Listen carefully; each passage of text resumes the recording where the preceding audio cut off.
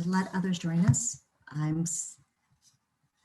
Welcome, everyone.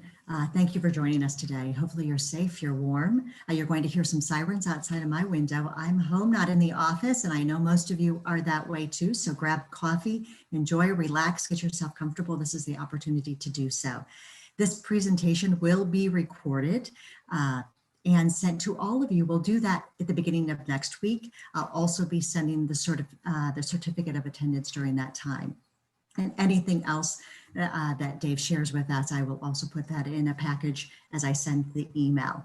We are thrilled to have Dave Stewart join us, and he is a high school teacher who also writes and researches learning motivation and the inner workings of teaching. Over 50,000 people read his word each month, and his acclaimed courses have helped thousands of teachers deepen their practice and improve their effectiveness with all kinds of learners. Dave has given keynote speeches and workshops around the world. We're so lucky to have him, and he shared with me that his first speech was in Hera, Oklahoma. We know where that is. He also is the author of our book club book, These 6 Things, How to Focus Your Teaching on What Matters Most, and it has been read and cherished by teachers in dozens of countries. His curated resources list include the popular 10 or so things that are helping right now, mechanics, instruction that sticks, and the right structure. Dave believes that all students and teachers can flourish, and we are thrilled to have him here. So I'm going to hand it over to Dave. Thank you. Well, thank you, Jill. And hi, everybody. Yeah, like Jill said, the first time I ever did a professional development for teachers was in Hera, Oklahoma. It was in the cafeteria, and there we go. And yeah, holy cow, these poor teachers had to listen to me talk about the Common Core literacy standards for 3 hours.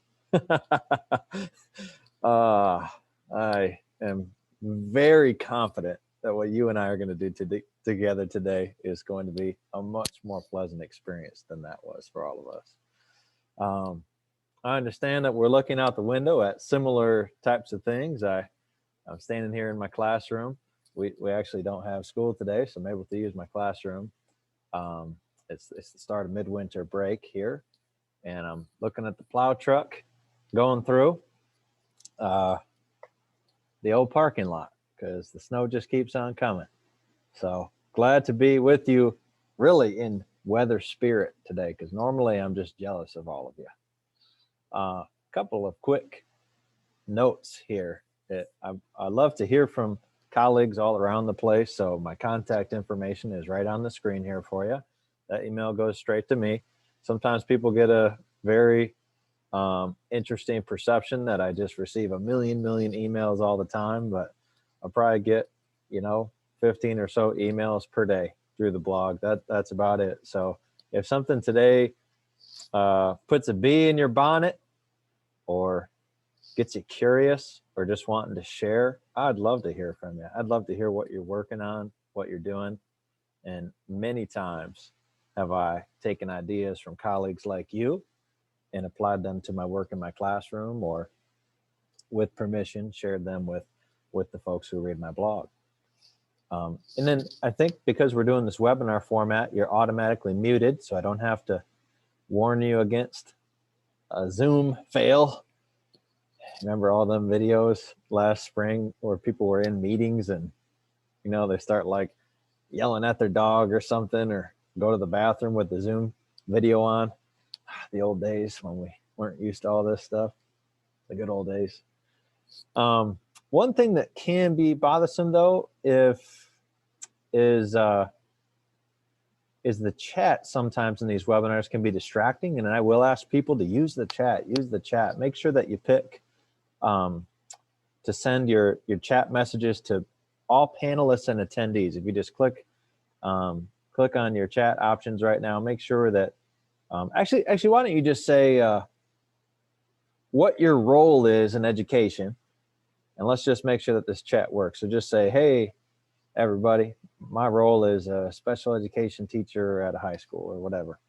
And one thing that you're excited to learn today, we'll say that too. What's your role? What's one thing you're excited to learn today? Find that in the chat Tammy is raising her hand. Okay, looks like some folks are having this work. All right, Tammy, I saw your hand go up. I just gotta find a way to call on you. Okay, I see a lot of people that are accessing the chat. Tammy, if you want to just text the panelists, just the panelists, and tell us what you got going on. I know Jill and Gary are here. We can help you out. I don't actually know how to do the hand calling in a webinar format like this. Okay, we got lots of speech pathologists. Shonda, I was just talking to my sister on the phone just 10 minutes ago. She's a speech pathologist in East Grand Rapids, Michigan. That is so good to talk to another speech pathologist. Director of Special Services, Engagement Specialist. Oh, great, Megan. I'm excited to get to be with you today. Oh, look at all this, all these different roles. I love that. What a diversity of experience and perspective we have. School-based therapist. Man, wow. Middle school science teacher, middle school academic coach. Ashley, you're going to have some fun today. You're going to have a good time. Wow, this is going to be great. Okay, everybody. Well, I think just everybody's here. That's about that. So, yeah, just make sure, because some of you are texting to all panelists, not texting, you're chatting. Some of you are chatting to all panelists, and that's only visible to Jill and Gary and myself. So I would love it if everyone can see what you're saying. So just make sure, everybody, when you find that little to column, that little to button, make sure it says all panelists and attendees, and it'll go to everybody. Okay, PD specialist Tammy, that's great. Oh, it looks like we got a lot of people have come in. Great, fantastic. Okay, and the thing is, since we're going to be using the chat a lot, it might kind of drive you insane if you're distractible like me. So if you start to get distracted by the chat, what you can do is just open up the window and just drag it to the edge of your screen. Just drag it right to the edge of your screen, and then you won't see it. Okay, and you won't see all the notifications. I learned that just last week. I'm still learning new things about Zoom, if you can actually believe that. All right, I got all excited about sharing you my new trick, and I better get back to the show. Great. Well, you don't need to know much about me, but we might as well get to know each other a little bit. So I'll give you a 60-second biography.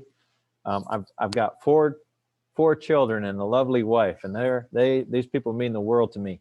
I always tell people, Crystal has one husband, my kids have one dad, and my students have lots of teachers.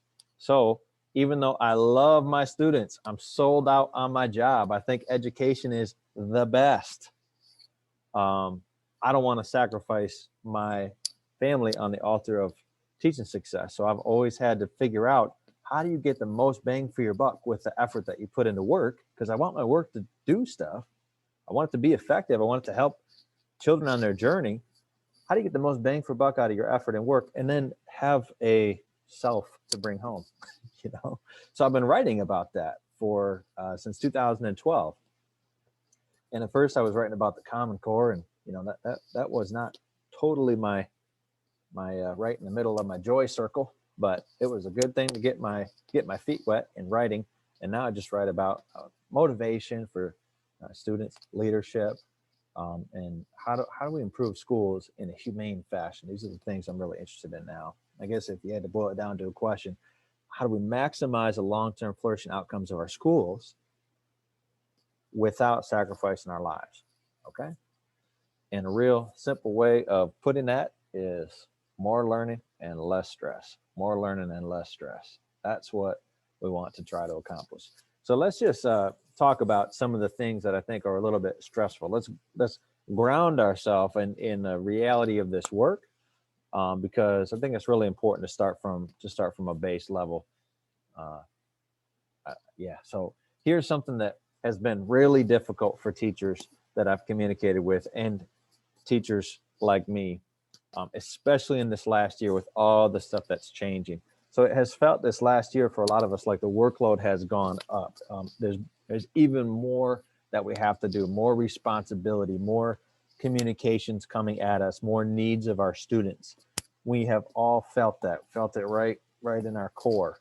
And that is, of course, increased pressure on us in our work. And also life has been more pressured in the last about 12 months since all this started. So this pressure in our work is kind of combined with more pressure in general in our lives, and it's made things tough because human beings can only handle so much pressure. This curve on the screen is true for students. It's true for you and I. It's true for the people on your team. This is over 100-year-old law from psychologists Yerkes and Dodson, law of human nature, I guess you could say, which basically says that you want human beings to be a little bit pressured. If you don't pressure us at all, then we're going to, not optimize our performance. But if you over pressure us, on purpose or not on purpose, when we become over pressured, our performance goes down. And most educators experience being over pressured a lot of the time. Like the job, when you do it at its default settings, because it's so important and so complex in 2021, it lends itself to a lot of pressure. And that means that we get even worse at handling our workload. We start to get into reactivity mode, and it's kind of like this swirling vortex, okay? And usually the way that we try to solve it is we just work more, work longer, which, for most of us just doesn't really work. This guy, Morton Hansen, has a really interesting book where he surveyed 5,000 folks all across different industries, and he found that the highest performers weren't necessarily the longest workers. They weren't the people who put in the most hours. His book goes into what patterns he did find in these people, but this is a really useful chart to me. He says he likens it to squeezing an orange. And when you first cut that orange in half and you squeeze it into your glass, you get a lot of juice out with your first squeeze. But eventually, there's only so much juice in the orange, and eventually, all you're getting out is like, kind of the nasty pulpy stuff you don't really want in there anyways. So I think that's a great analogy. Nice job, Morton Hansen. I like that. So we want to reduce our stress. I guess my point here is just to say stress is it's not just like a nice thing to talk about in a PD. It's a strategic thing to talk about. It's a thing to be approached rigorously. How do we do our work with less stress? And by the way, students feel a lot of stress too. This was a survey of like 25,000 students or so from around the whole country. And what's really important about this is that it was before the pandemic.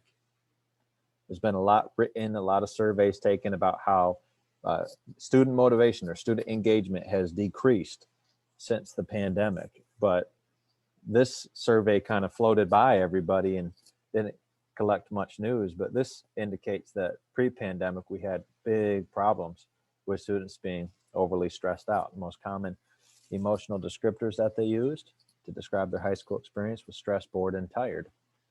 And what I always say to teachers is that's not just a high school issue. It's a K-12 issue. These students are experiencing, by the time they get to high school, they're experiencing the fruits of every year that has been up until then. That's just how systems work. Oh man, wow, is this guy just going to be negative all the time? Is this really what I want to do on a Friday? Okay, all right, we're gonna start the ascent now. Okay, it's really important, I think, when faced with these circumstances, these realities, to think about these two gentlemen right here. These two gentlemen right here. Anybody know what they did? In the chat, take a guess. What did they do?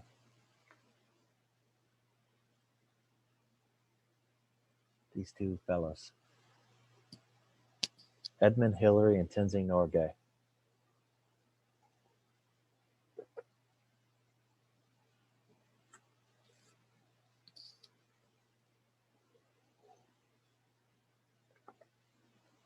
What did these gentlemen do? Is my chat working? Oh, there we go. Climbers, Denise, there you go. Yeah, Mount Everest climber. All right, and that, nice job, nailed it. Good, great. Yeah, they were the first people to climb Mount Everest. They did it in May 1953. All right, and I think that they had an easier job than you and me. For this reason, if you were to ask these two fellas back in 1953, what are you trying to do? What is your objective? They'd easily be able to tell you, right? Climb Mount Everest. And if you were to ask 100 random people in their life familiar with what they were doing, what are they trying to do? What's their objective? If they're successful this year, what would that look like? Every single person is going to tell you the exact same thing, aren't they? They're trying to climb Mount Everest.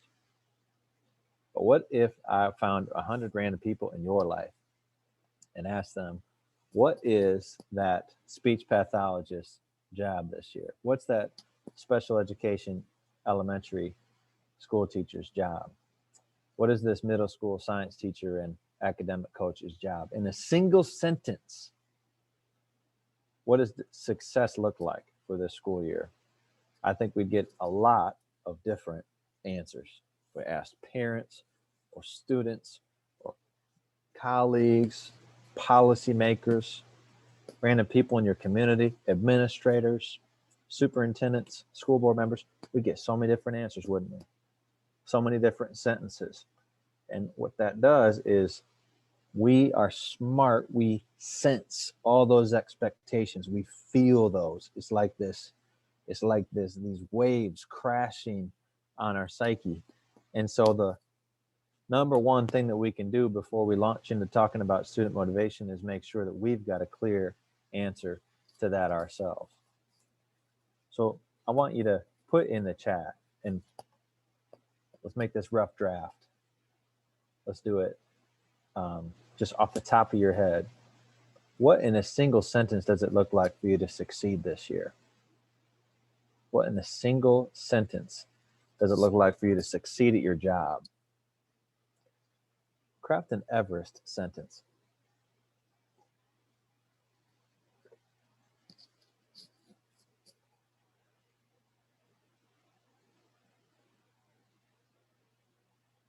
Got 50 seconds left.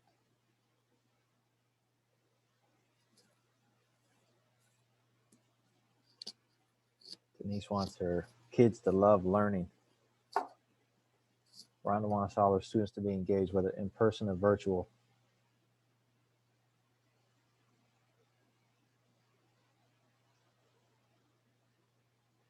"100% of my students engaged. Help students enjoy science, even though we're virtual or in person." So if you and I were having a conversation together, I would ask you, so how will you know? How will you know if that Everest was achieved? What would tell you that you had done it? Because that's another advantage these two guys have over us, is that it was really clear to know what success was, right? You get to the point on the mountain, you can't step up any further. You're at the top. I'm not all about turning everything into a measurement, but it's an interesting question to discuss. How would we know? How would we know? To see my students find a love of learning, be successful at it, cool. Motivate seniors to do their work and pass their classes in order to graduate. Great. We're going to talk about motivation today. Whew, yes, we are. And I've been told in the past, next time skip the Everest activity because that's just a fluffy activity. And I think that's completely silly. Look at what this gentleman, Greg McEwen, says about what happens when people are clear about their purpose.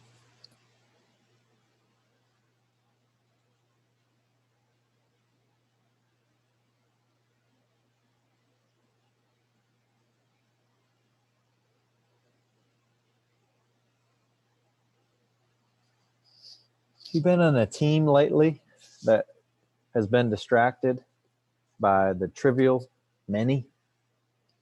Maybe just you felt sometimes that problems are just festering and multiplying. I think a lot of times the difficulty that we experience is because we let all those other voices and expectations come in, and it creates a sense of internal chaos, and it gets us into reactivity mode.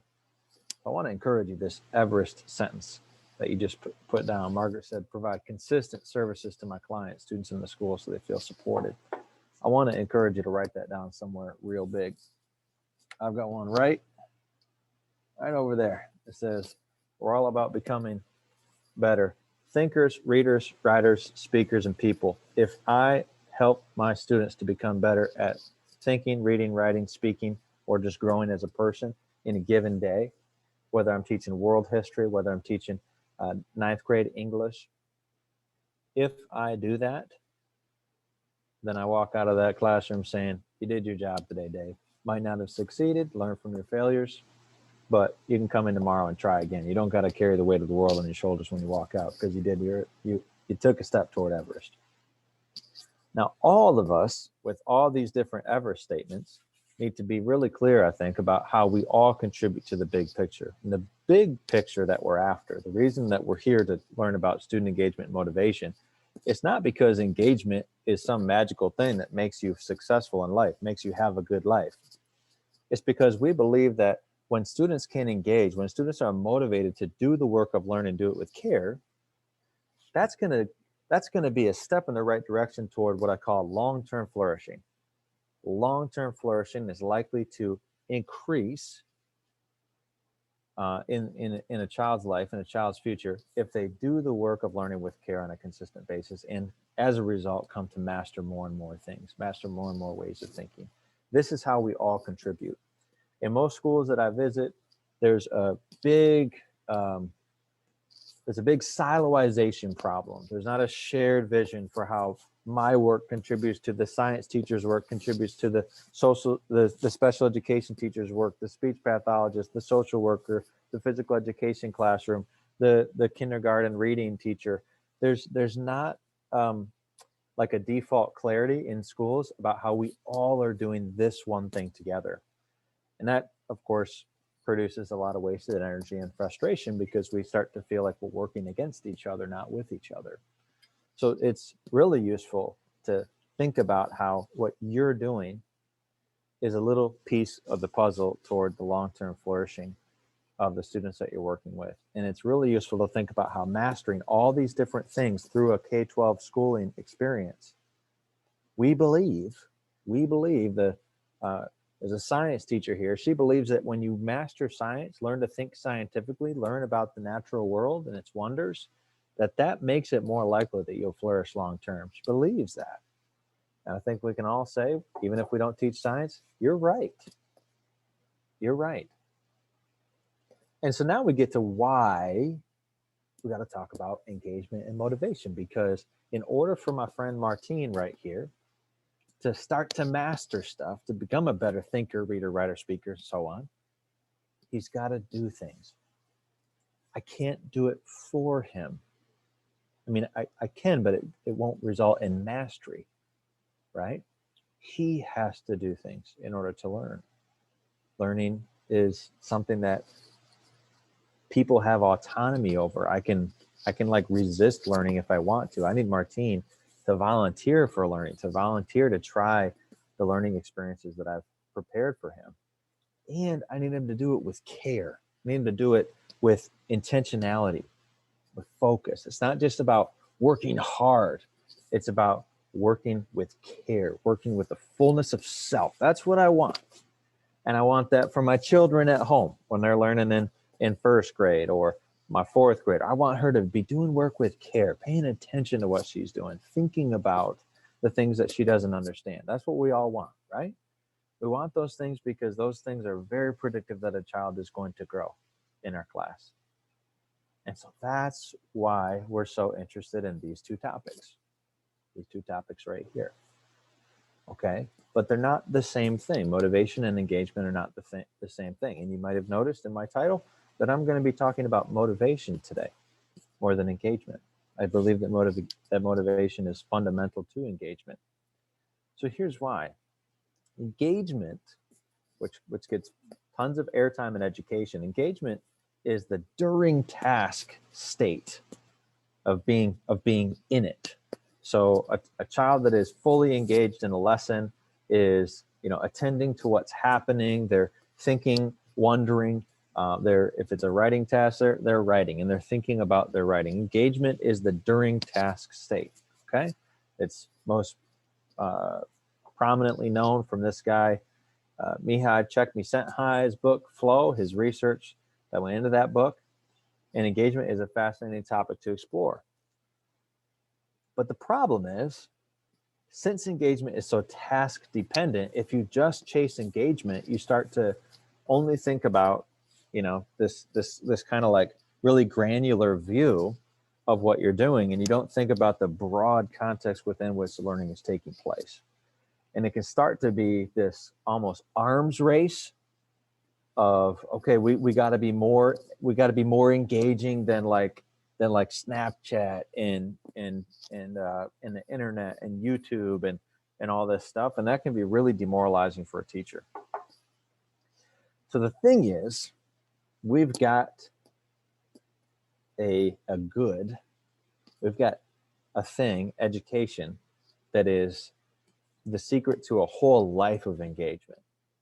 We've got a product. I hate to call education a product, but our stuff is awesome. It's the secret sauce to life. And so the question that we're going to look at today is, how do we help our children to have a genuine desire to do the work of learning, even if the task at hand is not necessarily super engaging? In other words, how do we build motivation in our young people?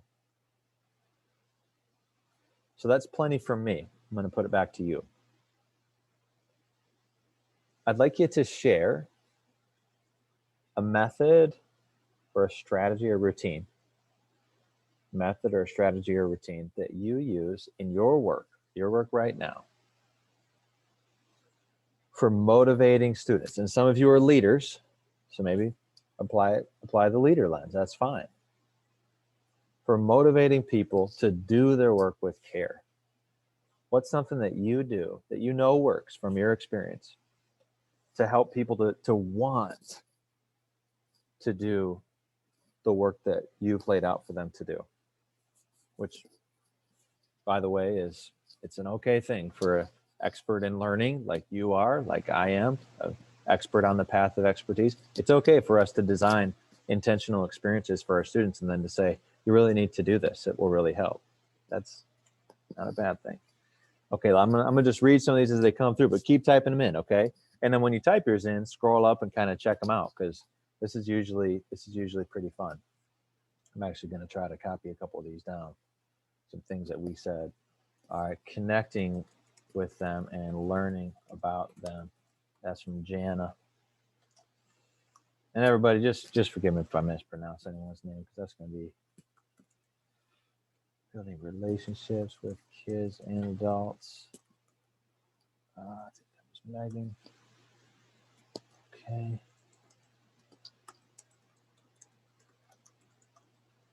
And just forgive any typos too, because that's going to be a little bit of a mess.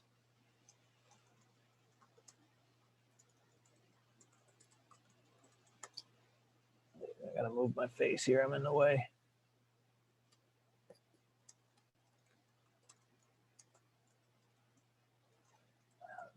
Good one. I'm not going to type up all these, everybody, and that doesn't mean that I value yours less. I just want to get a couple on screen here, because if, hopefully I remember, we'll come back to these and see how what we learned today actually helps to explain why these things work. Because everything that you see on the screen right here, everybody, everything that you see on the chat is something that works. It does work. The people are reporting this actually helps to create the conditions for motivation. So everything right here is actionable. Now, ideally,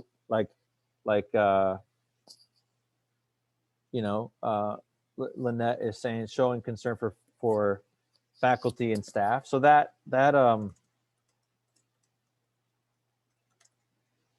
if we really wanted to get good at that, we'd go and we'd hang out with Lynette for a day and we'd watch her do it. Sure, for people, I'm just going to say people. Okay. And then I really appreciate, Fonda, your honesty about rewards, because rewards do create a desire in people to do something. Now we can talk about that more, but there's a reason that incentives are often used to try to get people to engage in activity. Ooh, all right, Trisha, you got something here I got to get down. Reminding them they are awesome humans and capable of more. That's is getting at identity. We're going to want that one later. Okay, yeah, Shonda, we're going to want to catch that too, connecting to their interests. Okay, I don't know if I have everything that I'm really wanting, but like for the sake of illustration, but there's so many good things here. So please, everybody, look through this chat. If you start to get tired of me, just look through here. Just look through here. When my students are taking ownership of their learning independently, Denise says. Nice. Nice. So cool. All right. I can make my chat a little smaller. Okay, so here's the deal. I mean, and I guess this exercise does a couple things. One, it gives me a slide that I can pull back on later. Two, it helps to demonstrate that when I'm talking about motivation today, when we are learning together about motivation, I'm not like the guy with all the new ideas. I often tell people all I do in PD is remind us of what we already know, bring us back to the core questions of our work, and then show us how research actually informs some of these things that we know and can help us to maybe make it better, okay? Or in some cases, debunk what we think. So what we're trying to do today is to get a real clear understanding of why the things that you just typed work. And some people just think, well that's a waste of time. I want to just know the strategies. I'm going to give you strategies today, practical things from the research, but it's like if I give you a fish versus saying, hey, let's go practice fishing together. That's all we're going to do today is practice some fishing. And I really want us to understand motivation a little bit more deeply by the time that we leave. But of course, have some actionable evidence, back strategies, yes. And really, I want to encourage us to be playful when we mess around with student motivation. I want us to view our classrooms, our schools, our teams of teachers as laboratories. I want us to have fun when we work on student motivation and not be so stressed out about it, because what we showed at the beginning of the slideshow, you know, the stress is really debilitating for our performance. So we actually want to kind of have a good time. All right. Please ask questions as you go. Y'all should see a button, Q&A. Okay. If you want to make sure that I see what you type for a question, make sure you do that Q&A. Okay. That's the spot that will stand out from the chat. So if there's something that I say, mention, you'd like more clarity, you want to push back, throw that in Q&A. And the harder the questions that you ask, the better. It'll be fun. It'll be fun. All right, cool. So let's dive back into a little bit of research, and then I'm going to throw another question at you. All right, question about well, I'll get there. So here's the fundamental principle of today. What a child believes, what they believe, even deeper than they're thinking, in their heart, in their will, depends how you want to think about human beings, in their subconscious. What a child knows to be true, trusts in a given setting, is what will drive their behavior. So if a child is confident, knows that there's no way they can possibly succeed in this class, that child is really going to struggle to ever put forth genuine effort in the class. So you're going to have to like dangle rewards in front of them and stuff, because the type of behavior that we're after, the deep intrinsic fire from within, that is built on belief. All right. Think about belief as deeper than the head knowledge. That's what we want. And what's really cool is that the research for the last couple of decades has kind of started to pull out these themes of 5 key beliefs that drive behavior really reliably. So these are the 5 beliefs that we're going to look at today as we kind of ebb and flow through our time. We'll take a break about in the middle. And you know, about let's see, that'd be 9:30 your time. Yep. Here in Michigan, we're 1 hour ahead of you. The future is great, by the way. Future's awesome. And yeah, these are the 5 key beliefs. So let me just quick cite my main sources, the main places that you can find more about these. John Hattie is the one whose meta-analysis has really risen credibility to the fore. If you look up John Hattie's publisher, Corwin Literacy, I think Routledge published this book, but Corwin Literacy, or just Corwin, has a ton of books on teacher credibility today, because credibility on John Hattie's list is one of the top effect sizes. When children find their teacher credible, then achievement tends to be higher in that setting. Okay. And for my leaders in the room, it's the same with you. When teachers find you credible, then you're going to see their performance increase, because there's just something hyper freeing and energizing and life-giving to know my leader, my teacher is good at what they do. They've got what it takes. They've got what it takes. And we're going to look at how you can influence that belief. Okay. And then these other four really come through strongly in this little guy right here, teaching adolescents to become learners. And this is a critical literature review of about 400 different studies and sources done by the Chicago Consortium on School Research a few years back. So that thing right there, if you Google search that, you'll find a PDF. It's freely available, and you'll read about what they call academic mindsets. So I use the term belief because I don't really know what a mindset is. Like, it just seems like kind of a loosey-goosey term a little bit, but belief, that's been a consistent throughout all of human history. I think sometimes we psychologize things to a fault, and we don't draw in all the threads of ways of thinking about a human. So if you've seen things like growth mindset, I'm sure that is the effort belief. It's a belief in effort, or a belief that you're a beginner is another way of thinking about that. And then before we dive into our first one, let me just give you a couple things to think about. A couple things that you want to think about, because it's easy to say, and look, I know that all of you, you're like here on a Friday, might have been a snow day, so you're bought into all like that every child can succeed and improve and stuff. You're pretty bought in, I bet. But even when you think about your work with other educators who may be a little more skeptical, or a little more likely to maybe shoehorn a student into that student just can't learn or whatever, these are some important facts from the research. Evidence backs these up. So number one is that a child's motivation, a child's beliefs are hugely dependent on context. So there is a lot of there's a lot of different sources that confirm an observation that you and I have all made. And it's the observation that a child that can be super motivated in your class and then super demotivated in mine, even if we teach the child on the same day, even if we both teach a child in the morning, there can be something about my context. It can be me, it can be other peers in the class, it could be the classroom environment, it could be the work that we're doing, it could be something that happened yesterday in here. So the historical context of the class. Context influences beliefs a ton.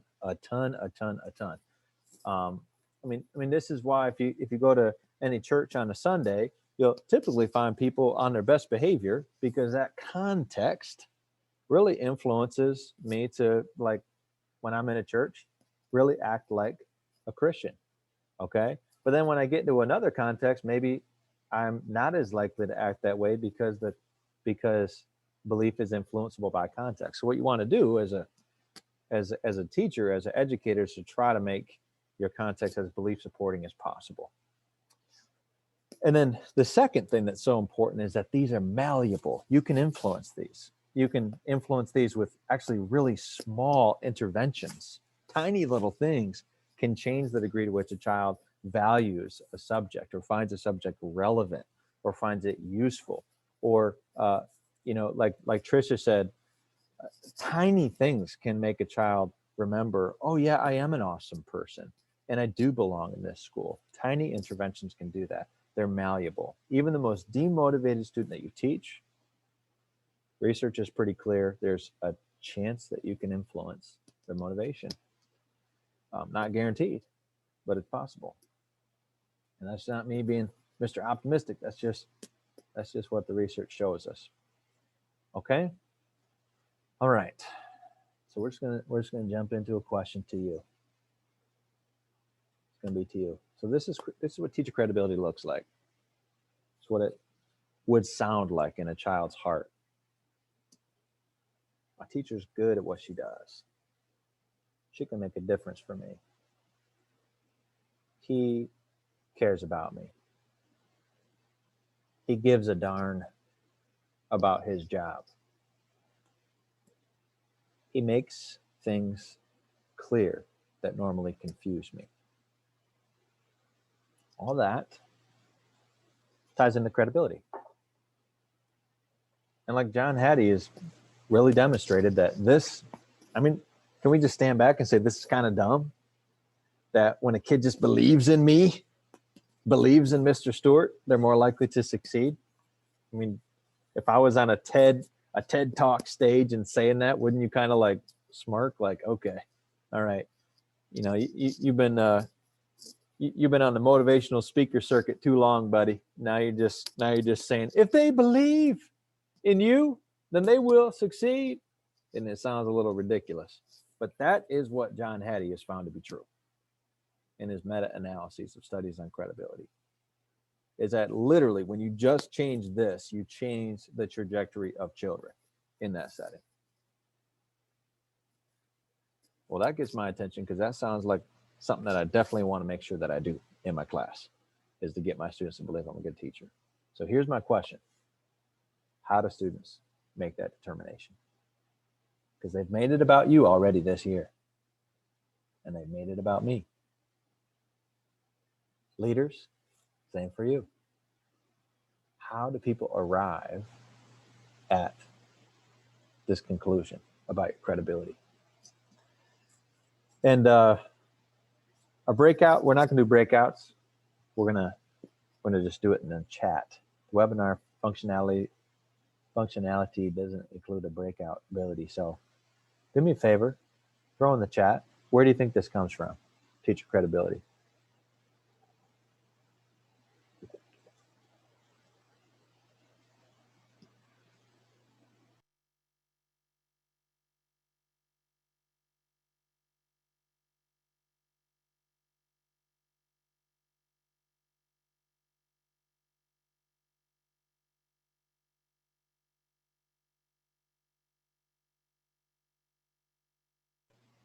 Hey, Rhonda, I think I just gave you the ability to talk if you want to. I saw you raise your hand.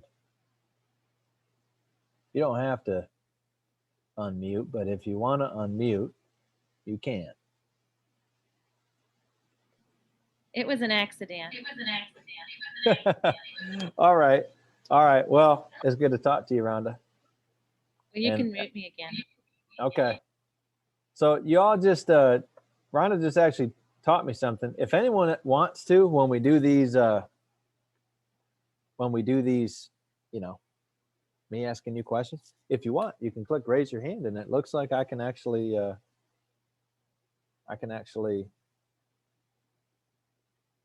allow you to talk if you want to. I'm a kind of a shy guy. I don't think I would do that, but I know some of y'all are not shy. I'll read some of what people are saying in here. From the words and actions of the teacher, Quintella says, teacher attitude, consistency, support, consistent, caring, being authentic, both through words and actions. Authenticity, reputation, Diane, that's a very important one. Yep. Reputation is when you start to get, you know, credibility built in. Truthfulness, care, kindness, teacher's attitude, interaction with the students, whether they treat the students with respect, knowledgeable, caring, as she says. Authenticity, positive outlook, enthusiasm, interest in each individual student. Cool. This is nice. Showing the human side, Margaret says. Jana likes that. I like it too. Great. Well, let me give you some ways that people usually think about this wrong. Teacher credibility, common misconceptions. These are important to not have. Okay, sometimes we think that you got to be like the superhero teacher. You got to be the teacher who's spending 38,000 hours teaching and taking kids field trips to, you know, the Statue of Liberty, and be the teacher that just like is better than all teachers. Sometimes we think you got to kind of be this rock star personality, really charismatic and charming, and you know, have all these whiz bang stuff in your classroom. You ever see those videos on YouTube where teachers walk through their classroom and it looks like a cafe and stuff? Sometimes we think that's what credibility takes, where you got to be like teachers in the movies, the teacher movies. But the research is pretty. It gives a lot of relief, actually. from all those really high expectations, a ton of relief. And the good news is that everyone in the building, everyone in the system could conceivably be credible to students. Unlike favorite teacher, best teacher, teacher of the year, things that there can only be one of, everyone can be credible. So I love talking about credibility. We're no longer competing with each other to be credible. In fact, we just want each other to be credible. We want our students to believe in all their teachers, because that just increases the experience that they have every day, makes it a better experience, makes it more likely that they're going to oh, sorry there, Rhonda. There you go. Makes it more likely that they're going to be motivated when they come to us. So you all mentioned a bunch of things. I like to boil it down to CCP.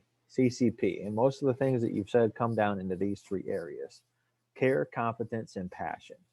Care, competence, and passion. So a lot of you said like consistency. That'd be a competence thing.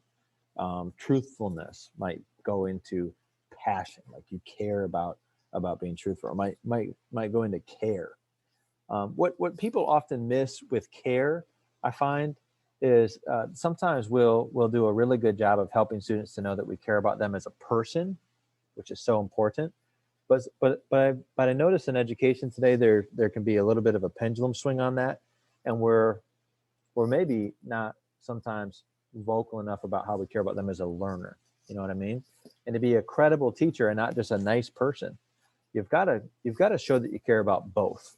You've got to show that I really am interested in you.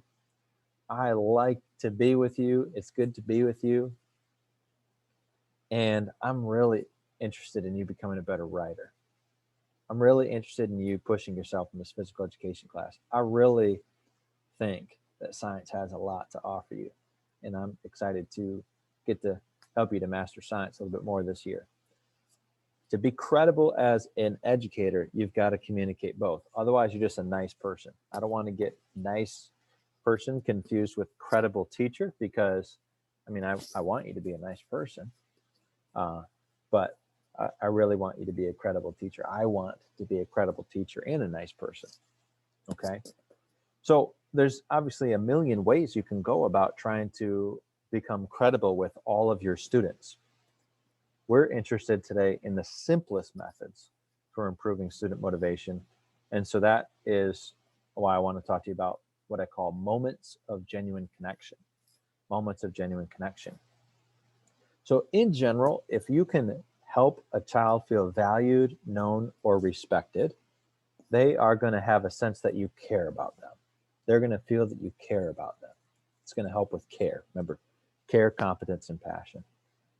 If you can make a child feel those things, then they're going to believe that you care. And the cool thing about kids is that it's pretty hard to make them feel these things unless they're actually true about you. So if we want to be credible teachers, we got to go inside, we got to go deep, and we got to search in our feelings for our students and cultivate actually valuing all of our children, no matter how they behave, actually valuing all of them, respecting them as people full of dignity, people crafted in wonderful ways. But if we can develop that place inside of ourselves, then our question is, how do I make every child in my room, how do I try to make every child in my room feel valued, known, or respected? And so that's what moments of genuine connection are all about. You get the names of all of your students on a clipboard. So here's mine right now that I've been using. So I teach 4 classes right now. I've got every child's name on this clipboard. And what I'm trying to do is, as often as I can, I've got about 25 students per class this year. Class sizes are a little small because we've got some students learning online, some students not, okay? What I'm trying to do is record very brief little record of a time when I attempted to make a child feel valued, known, and respected. These are short interactions, 30 to 60 seconds, okay? And most commonly, I'm doing this right when the student walks into the room before class starts, right at the end of class before they leave, or during some type of independent work during the class. When we've been remote, I'm doing this through things like independent breakout rooms, or if I wasn't able to do independent breakout rooms on Zoom, I would try to hit students right at the start or the end of class. It's a brief attempt for me to I'm just trying. I can't force a kid to feel these things. I'm just trying to help them feel valued, known, and respected. So here is an example that I put in my book for Austin of just basically trying to say, you know what? I care about you being successful. I'm glad that you're in my class. I barely know you, but I just wanted to pull you aside real quick and say that if you ever need anything, you can just let me know. All right? It's not a long thing. What you're doing with moments of genuine connection, when you make sure that you go through each person on your list, is just like you're putting all these seeds out in the field, you know, and you don't know when they'll grow. I mean, maybe Austin, when I talked to him about this one on the screen, maybe he was thinking about some video game he really wants to play, or the way that some child, some peer hurt him in the previous class, hurt his feelings. Or maybe he's nervous about going to lunch today, or his mom's sick at home and he just didn't even hear me. I can't control all that. I'm not worried about controlling all that. What I can control is how frequently do I work through my list? How frequently do I work through my list? And I'm not trying to make this complicated, colleagues. So I used to be the guy who had his lunch open every day for students to come in. Every day after school, students could come in. I used to give so much time, any time that a student would possibly want. But the problem with that is that I was all up here, and this is hard. Competence is hard. Like being good at your job, whatever your job is hard. It takes a lot of study. It takes a lot of practice. It takes a lot of learning, collaboration, thinking. And that means sometimes I got to be in my room by myself so that I can think. So when I make moments of genuine connection really efficient, I make it really likely that children will feel valued, known, and respected in my setting. And I give myself time to get good at the things that are hard to get good at. Because care is pretty quick to do. If you care about kids, it's not too complicated to make them know that. You got to have a system, otherwise you'll forget kids probably. But it's not too hard. Competence is really difficult. Competence takes years of focused work. This is a podcast episode where Jen Gonzalez and I talked about moments of genuine connection, and that's nice. That's a nice listen. If you want to just reflect on this simple but very powerful thing. I once had a colleague say to me, Dave, it's dumb. It's really dumb. It works so good that it's dumb. I pulled this student out that I was having a hard time with, and I just, asked her about such and such, and her actions toward me really changed. Super brief intervention that tends to work. Okay, and then the only other thing that I say to people is, and Kelly brought this up here in the chat. Kelly Hosford, shout out, 10 by 2. This guy right here, Raymond W. He back in the 80s did some studies where he said, well, what about students who are really hard to reach? What about students who are really disconnected? Really present problems in the classroom. What's an intensive intervention that can be pretty simple that teachers could do? And so he had teachers in his study just pull the most challenging student that they taught, pull them aside for 2 minutes per day for 10 days straight. And you can do this remotely. I did this remotely. I've done this in person for 10 days straight. And for those 2 minutes, you're just trying to talk to the student about anything that's not school. Anything that's not school. Oh, and thank you, Kelly, for saying that Margaret Shelton actually said the 10 by 2 first. And Margaret fully explained it in the chat, so I don't have to say anything else. Yes. Thank you, Kelly, for look at you being humble and making sure that right is done. I love that. Yeah, so this gentleman here at the blue eyeglasses, he gave this to us back in the 80s. And the research behind it supports what so many people observe.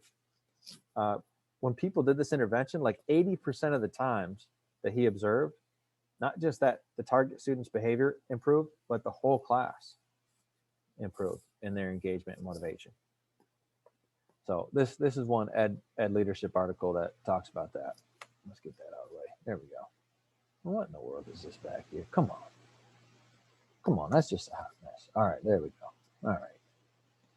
Okay, so these are just two things that help to touch on the care aspect of credibility.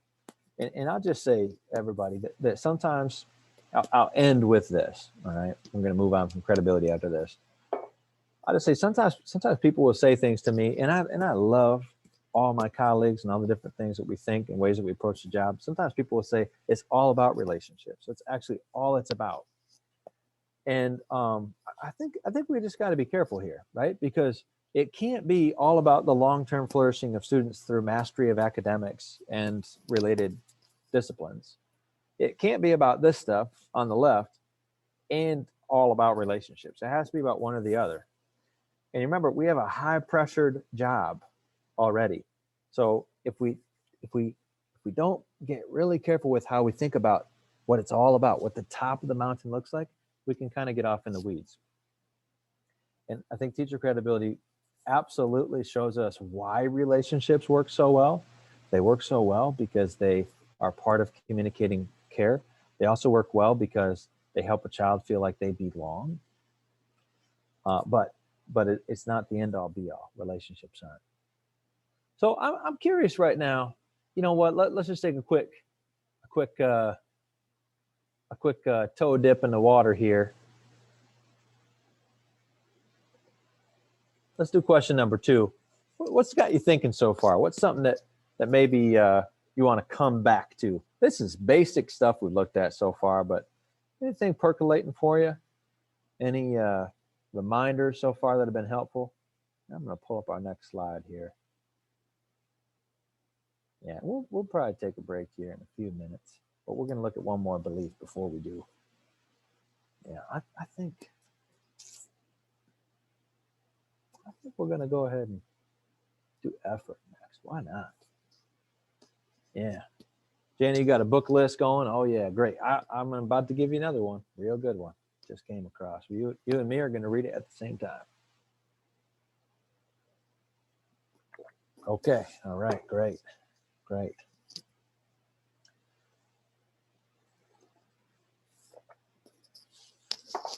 Well, let's talk about effort.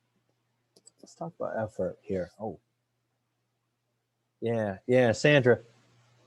Guys, everybody, just look at what Sandra's saying, because that is such the case for so many of us. We got such big hearts for students, and that's a beautiful thing. It's why we became a teacher. We don't want to lose that, but yeah, I think we can be sharpened and honed when we start to think about, how do we just become better at the fundamentals of the job?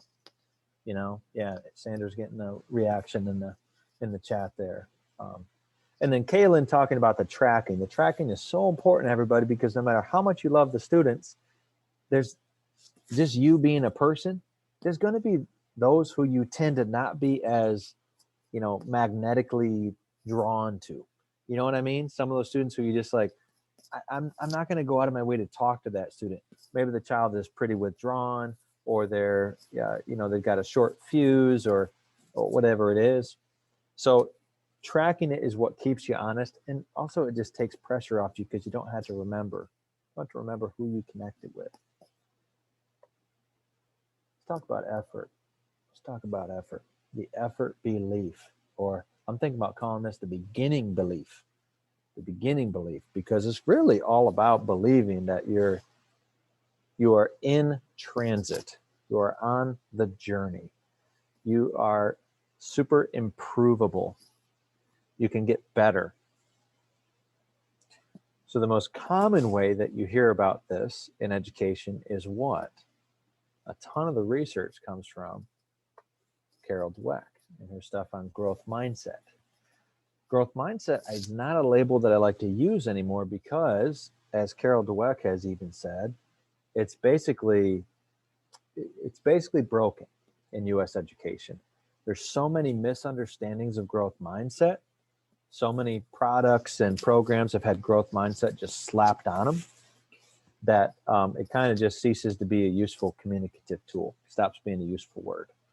But the research is still really strong behind this idea that when a person believes that they can get better at something through trying, that effort is useful, that there's like a commonsensicalness to effort.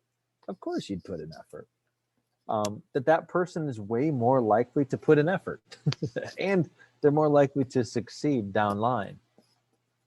So the thing is that the ways that growth mindset has been broken is that a lot of people just said, okay, we're going to praise children for trying no matter what. We're going to praise them for trying no matter what. Carol Dweck says it doesn't work because kids are smart and they know that if they tried really hard and failed, like they know that wasn't good. that was bad. Like I really thought I had that and I didn't.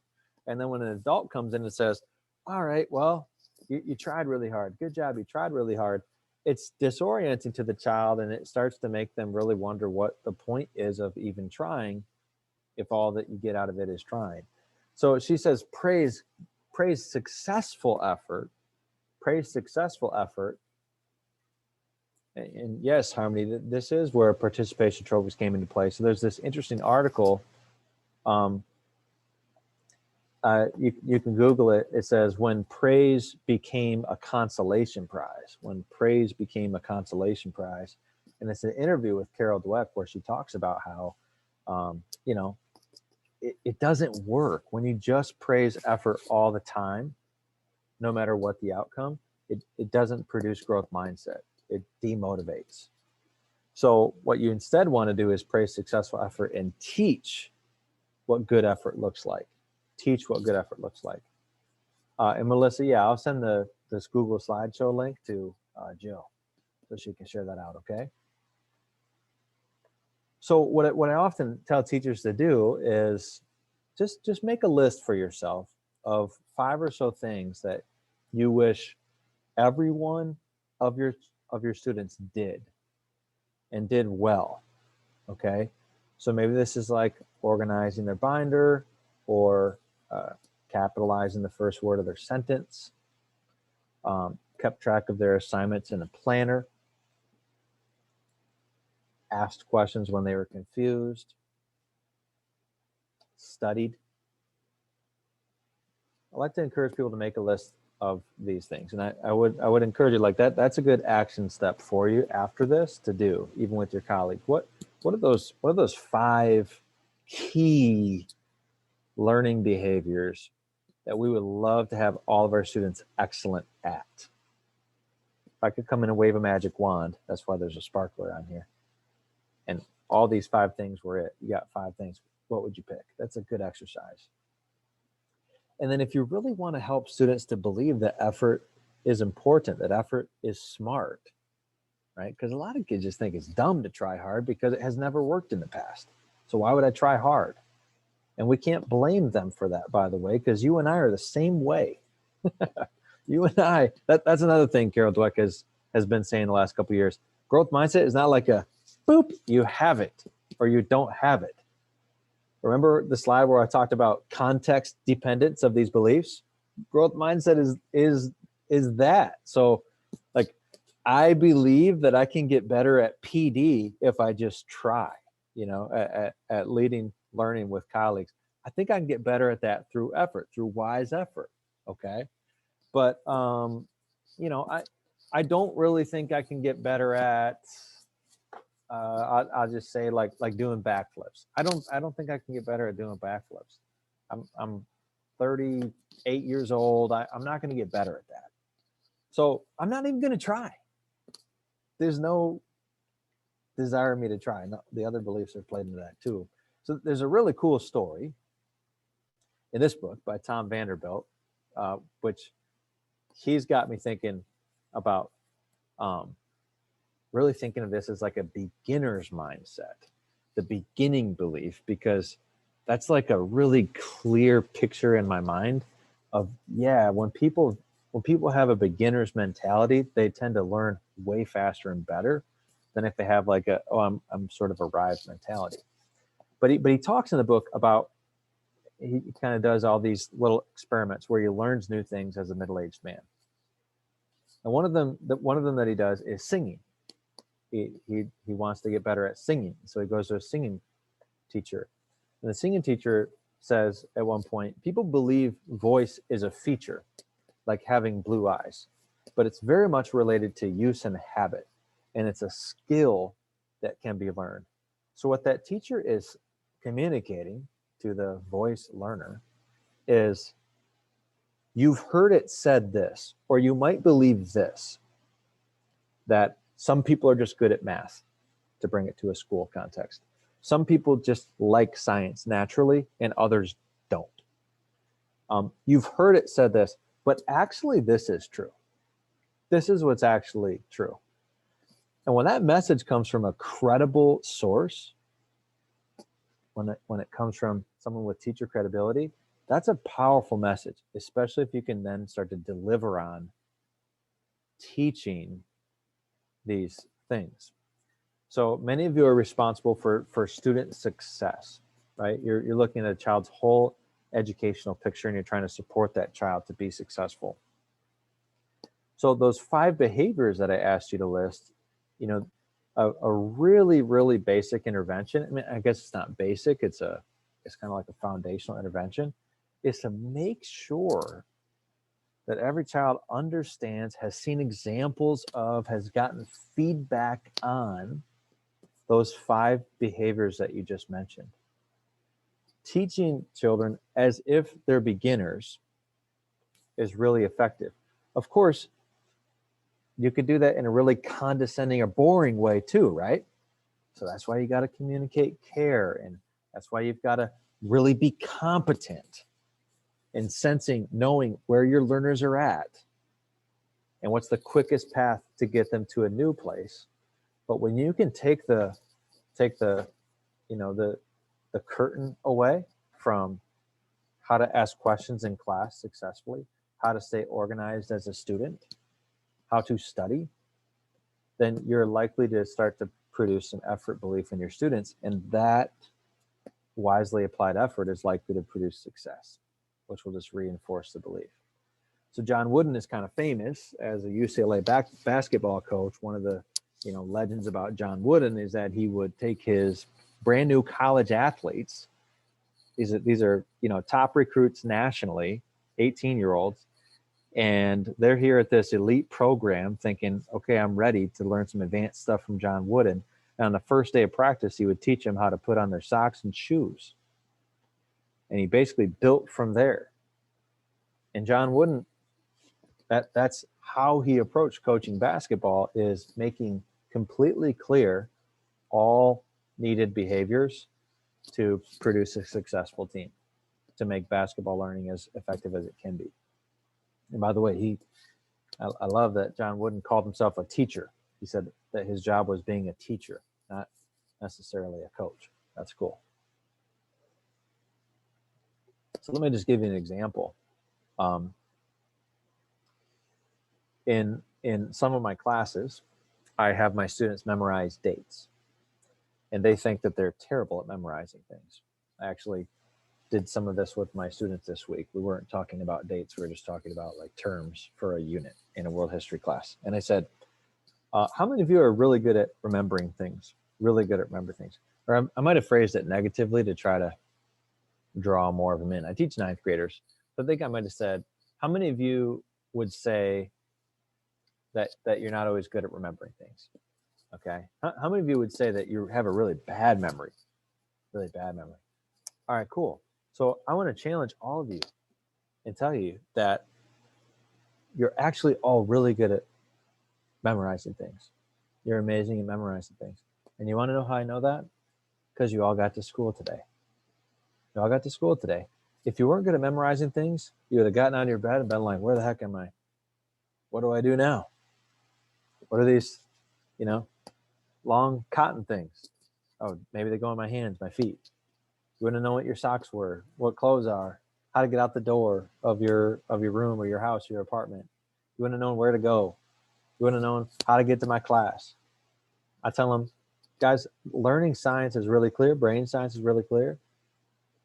People are great at memorizing things because memorizing things make it so that we can think about other stuff. And so what I'm going to show you how to do in this class is how to apply that to school, because a lot of you raised your hand and said you're bad at remembering things, maybe because school has kind of accidentally taught you that. It's accidentally taught you that you're not too good at remembering stuff. You just don't have what it takes to remember stuff in school. And what I want to do is show you how we're going to remember things in this class so that things like assessments are easier and less of a stress.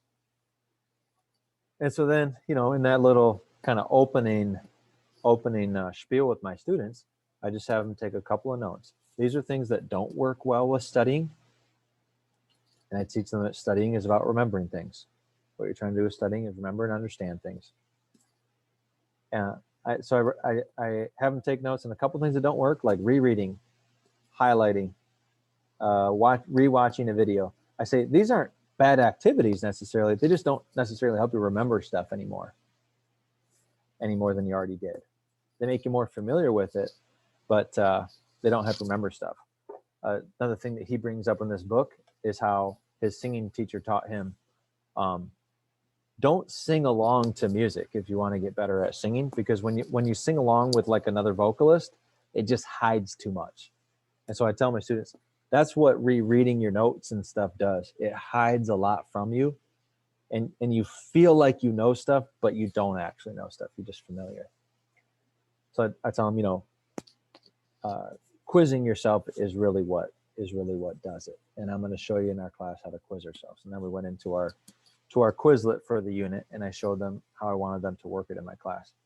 So my point of the illustration, I know that we've got so many different roles represented here in the room. My point in bringing this up is really just not that my way is amazing. I'm a very, pretty like average down the middle teacher, but just that what I'm trying to do there is really important. I'm trying to displace ideas that my students have that are wrong about learning. Okay. So I see Stephanie saying teaching students how to advocate for themselves can apply to this also. So like a thing that I would be trying to do in what Stephanie's talking about is I would say, a lot of students think that when you have to advocate for yourself, it means that you're dumb. Have you ever felt like that? Have you ever felt that? It means you're dumb, or it's annoying to teachers. That's what a lot of people think. But actually, teachers like it when you advocate for yourself because it makes it easier for them to do their job. Teachers love it. They wish more students would do it. They go to trainings like I went to on Friday with Dave Stewart, and they complain that students don't advocate, or they wish that students would advocate. We're not complaining. Stephanie's not complaining, but so I hope I make myself clear, everybody. I don't want to beat a dead horse, but we want to make explicit what good effort looks like. We are the experts at school, and our students depend on us to make clear to them how to do the things that yield success over time. They depend on us for that. And a lot of times what I find in myself and in my colleagues is that we just assume someone else is doing that. Like someone else is teaching you how to advocate, right? Someone else is teaching you how to study, right? And instead of that, we want to all be doing it. We want to make effective effort as obvious as walking through a door and finding your seat in class. We want to make it that obvious, that natural. But why do students find it really obvious and natural to walk through a door of a class and sit down? Because they do it all the time. They've done it K through 12. And so it's become secondhand, and they've just internalized how to do it. So that's what we're after. But to do that, we've got to explicitly teach effort and cultivate this effort belief. Well, I think that's a good point for a break. So here's what we're going to do. It's 11:18. Please, while we're gone for the next 15 minutes, please drop any questions that you might have, anything you want to make sure that I talk about or explore together as a group, anything like that, make sure you put that in the Q&A. You'll see a Q&A spot. And yeah, we're going to take a 15-minute break, okay? So I'm going to pull up a little timer here.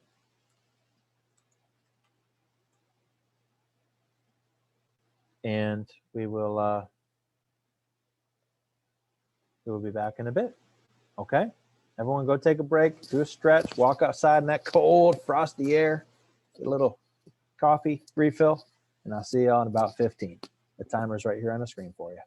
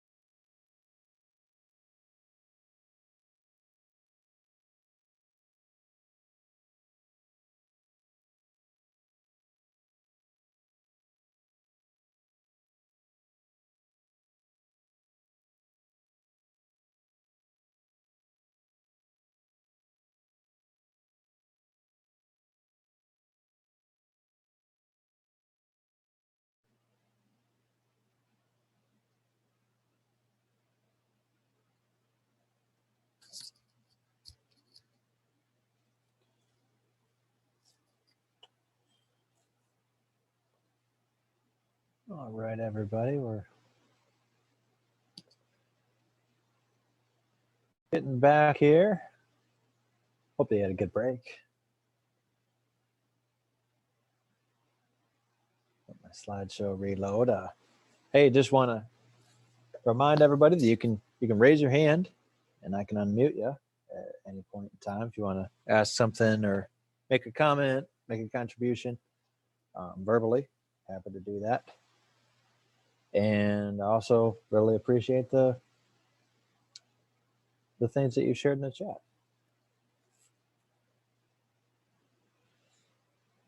Let's find a good overview slide here. Let's find it.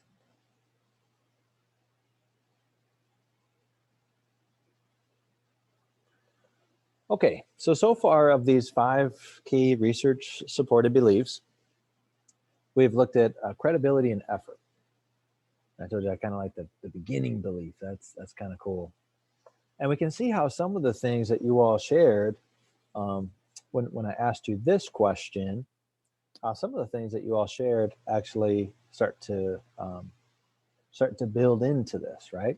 Connecting with them, I mean, literally is what we talked about in the care component of credibility.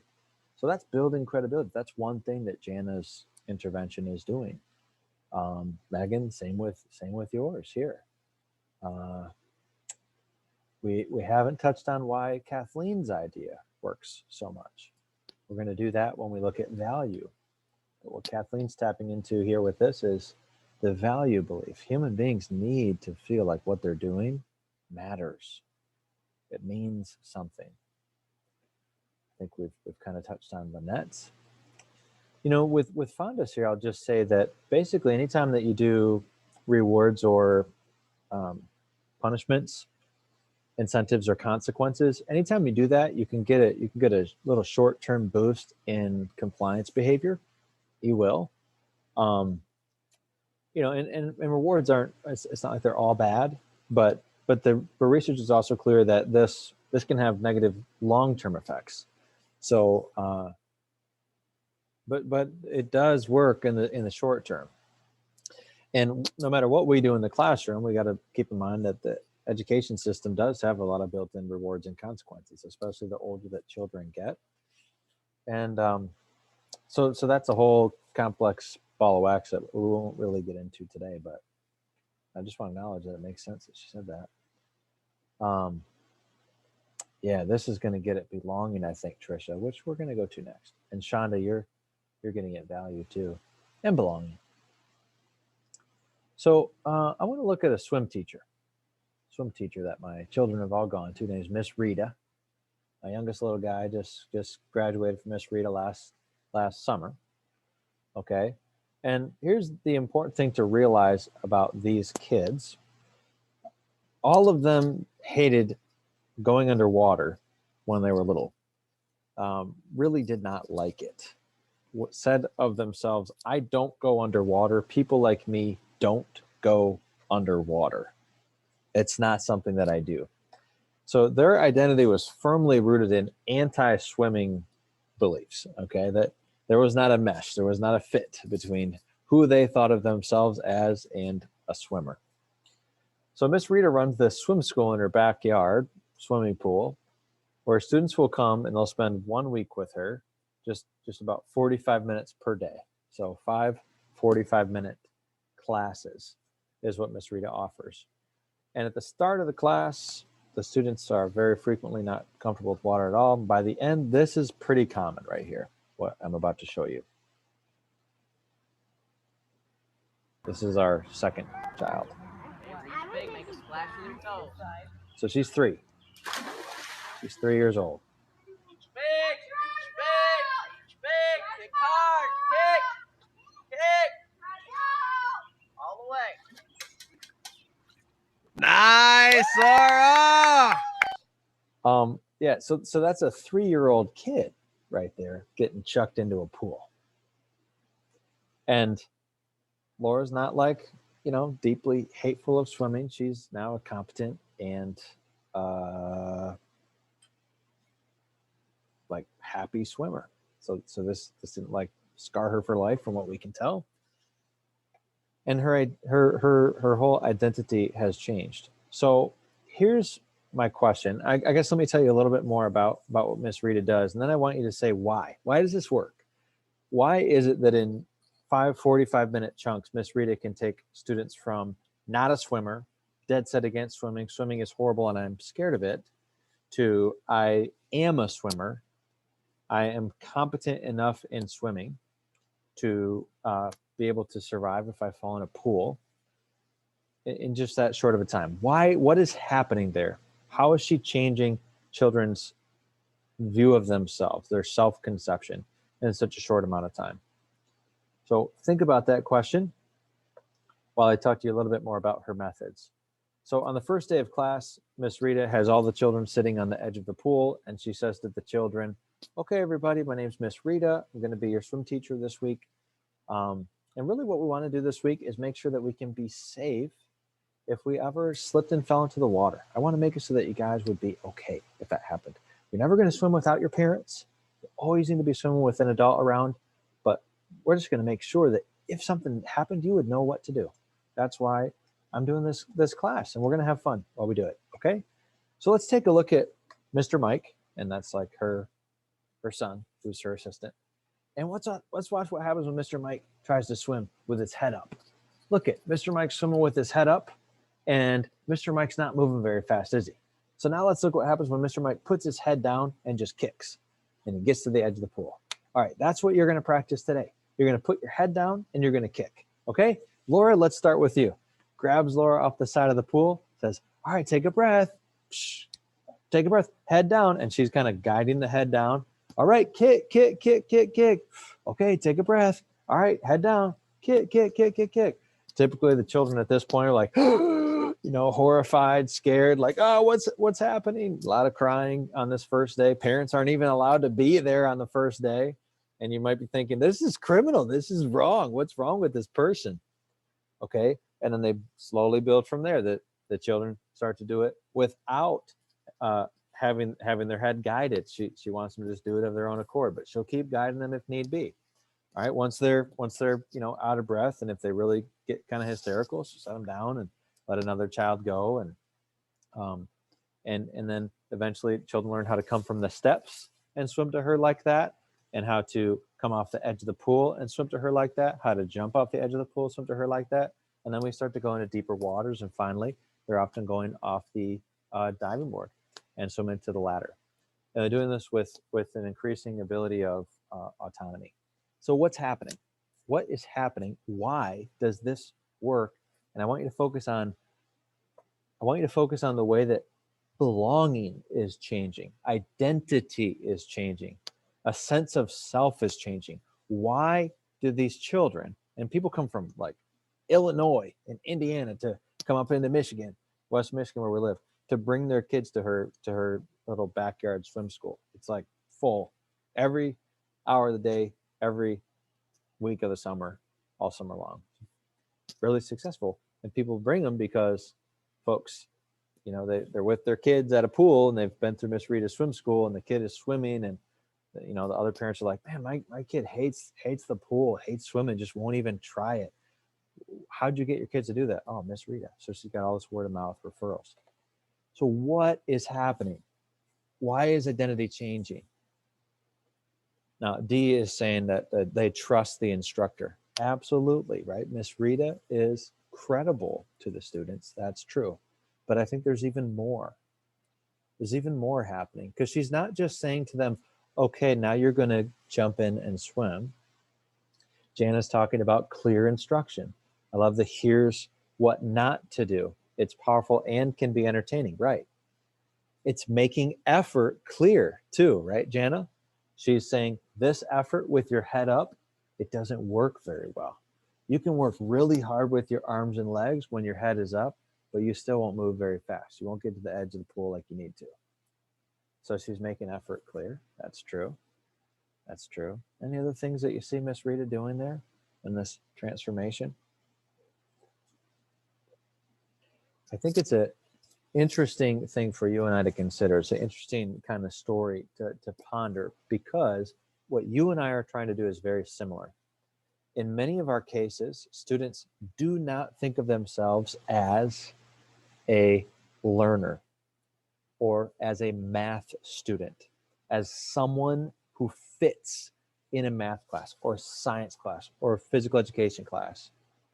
In many cases, what we are up against is a self-concept that is butting up against what we need our students to actually do, right? I don't do work with care in your class, Mr. Stewart, because people like me don't do that. This is such an important idea that comes from Daphne Oyserman's Pathways to Success Through Identity-Based Motivation. That one's not a very good sit down and read it, but there is some really interesting insights in there, such as the pretty commonsensical idea that people like to do stuff that lines up with how they think of themselves. And people don't like to do stuff that seems in contrast to them, where they don't fit. Deanna is saying that she started off by telling them why she wanted them to learn to swim. She helped them believe that they're swimmers. Right. Yeah, that's right, Trisha, for sure. I think that another thing that's happening with Miss Rita is that this is an absolutely safe environment. But notice there's a little bit of fear in there too, right? And this is what's interesting in our class settings is we want our students to be safe, totally safe. But belief really starts to shift when there's a little bit of risk too, a little bit of risk, especially once you get up into adolescents, high schoolers, middle schoolers. A little risk is super helpful for influencing student motivation.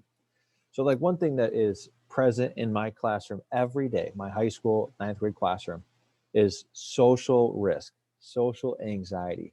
When I ask my students to speak publicly in the class, and we do it very much like Miss Rita, okay? But when I ask my students to speak publicly the very first time, and it's usually like, just stand up and read a sentence from your warm-up. When I ask them to do that, and it's after like 3 weeks of think, pair, share. So I don't ask them to speak publicly until we've already had 3 weeks of just smaller risk. I always ask them afterwards, how many of you felt nervous, at least 1% nervous, to stand up in front of your classmates like that? And 80% of the hands go up every single time. And I say, all right, I want you guys to understand something about public speaking from here on out. Most people are nervous about public speaking.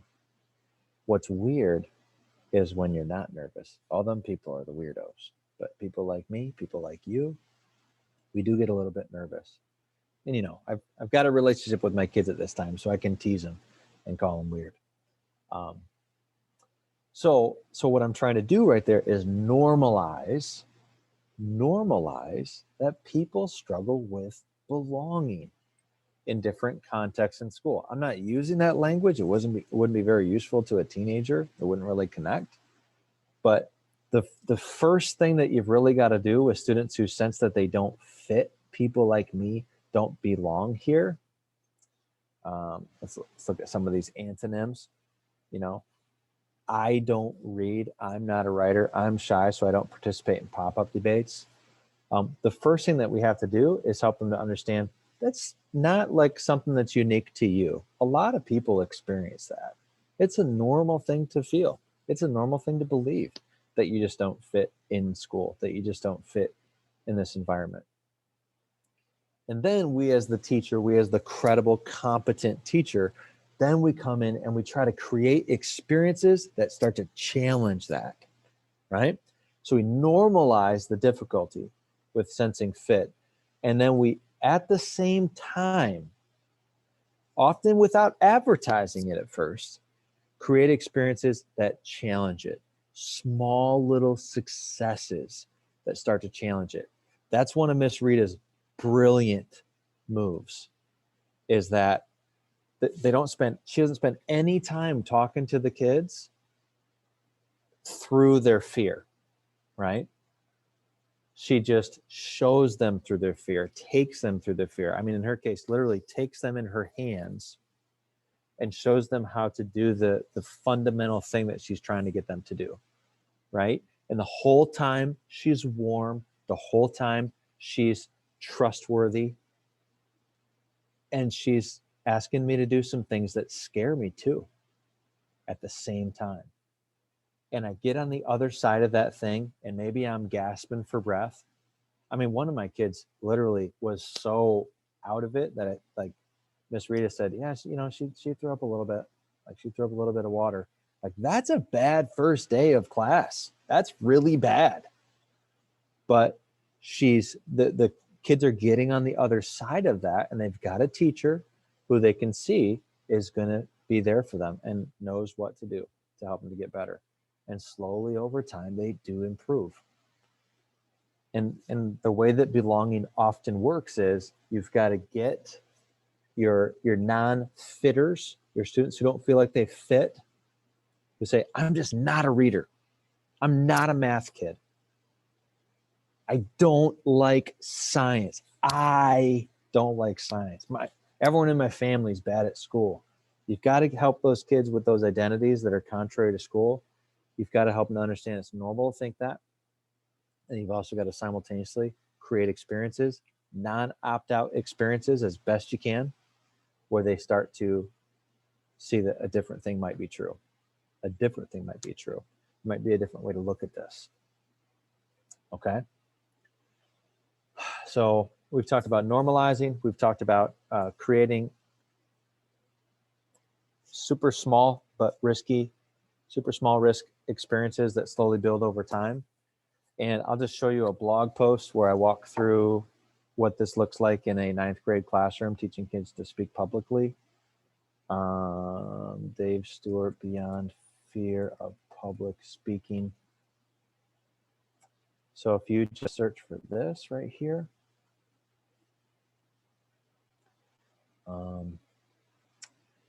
yeah, that post really walks through quite a bit. And I don't think I have a copy of my book here, but if you have my book, These 6 Things, I didn't say that, but if you have These 6 Things, all of chapter 2 is about the beliefs, and it'll mention a lot more interventions than we have time to study today. I mean, we wouldn't want to just go through a laundry list of stuff. That would be kind of soul crushing for a Friday.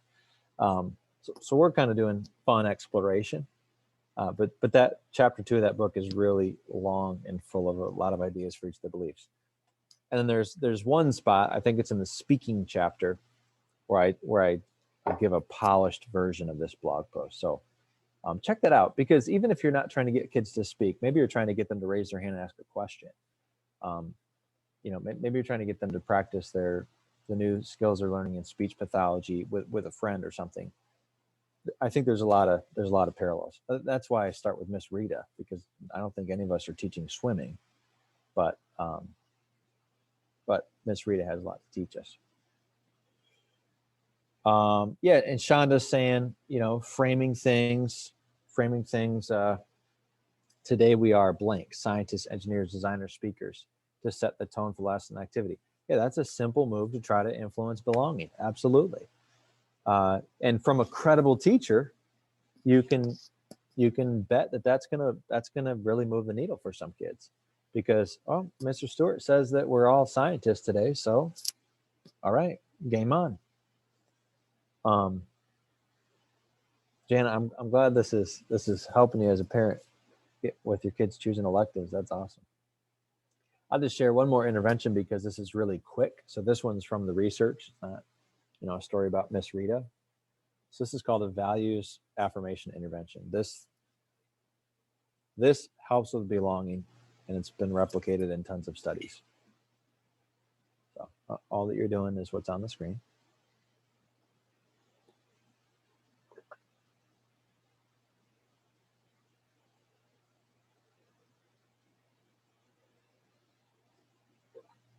And if you want to read kind of the keystone study on this, you can find it right there. I think I have a link. Yeah. So at this link, sorry, actually I can just copy and paste this into the chat. You'll get kind of my walkthrough of what this looks like in my classroom. But I did not invent this one though. So this is one of those things. Oh shoot. There we go. Hold on. this is one of those things that's from the research and that I've seen effective in my class. Well, I mean, you're making your context a little more in line with students' sense of self, the things they deeply value, and you're creating more of a safe environment by letting people share what matters to them. Okay, so that's called a values affirmation exercise. So those are a couple of things to think about with this guy, this belief right here. But anytime you're working on identity with students, you're working on the belonging belief. Okay. Let's talk about the value belief. Let's talk about this. Take a look at what this sounds like in the heart of a child.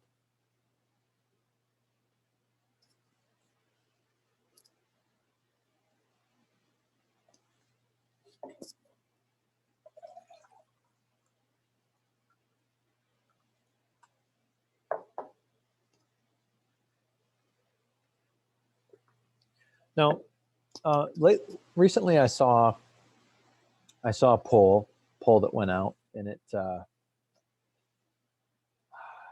think this was from Pew,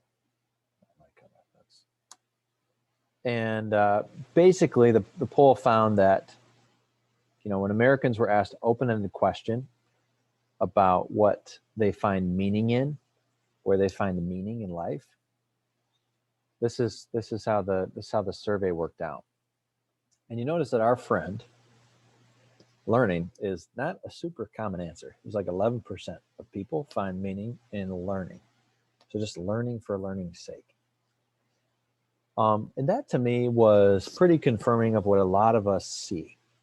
We tend to find that students and parents and families are really concerned about, you know, advancing in school, moving through the grades. They start to be really concerned in high school and stuff about the GPA, the, you know, college, career. They can be really protective of like time at home and stuff. And I'm not saying any of these things are bad. I'm just saying that kind of lines up with what we see here. It's rare to meet a family or a student who thinks that learning is just cool because learning is just cool. And I think that that's the heart of what you're after in trying to create a deeply motivated student in the value belief. You're trying to help a child to be the type of person who thinks learning is just a great lifelong activity. I like to learn because I like to learn. Learning is beautiful. Learning is plentiful. Learning is emancipatory. Learning is fun. That's what we're after. That's kind of like the shining star, you know, that we want to achieve. But then there's a lot of different paths to helping students to start to value school. There's a lot of different paths. So anytime that you see what we put up here, we had people sharing earlier on making things relevant. Okay, relevant. I guess that would kind of go with interest. You know, we can no. I think that's its own thing. That's its own thing. So relevance. When people talk about relevance in education, that's one tack toward the value belief. It's not the only one. Sometimes you see people and they're just really obsessed with, how do I make this science lesson relevant to my students? How do I make this relevant to my students? I think when we start to really clamp down on just relevance, we're leaving a lot of potential motivation on the table, and we're pigeonholing ourselves a little bit, you know, because sometimes what I'm teaching my students in world history is just not very relevant, you know. And I like to be honest with my students about that and say, yeah, like I didn't know about, you know, the Opium War with China in 1839 until I taught this class. So, and I was 30 when I started teaching this class. So it's probably not something that you have to know. It's probably not something that maybe is relevant to a lot of your lives. So relevance is out. Utility or usefulness is out.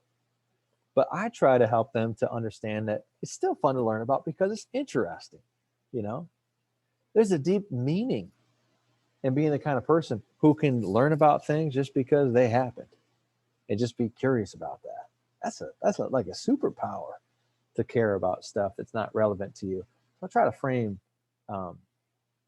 things that way for my students and not just play at relevance. I just want to give you 2 ideas for impacting the value belief. Oh shoot, where am I going here?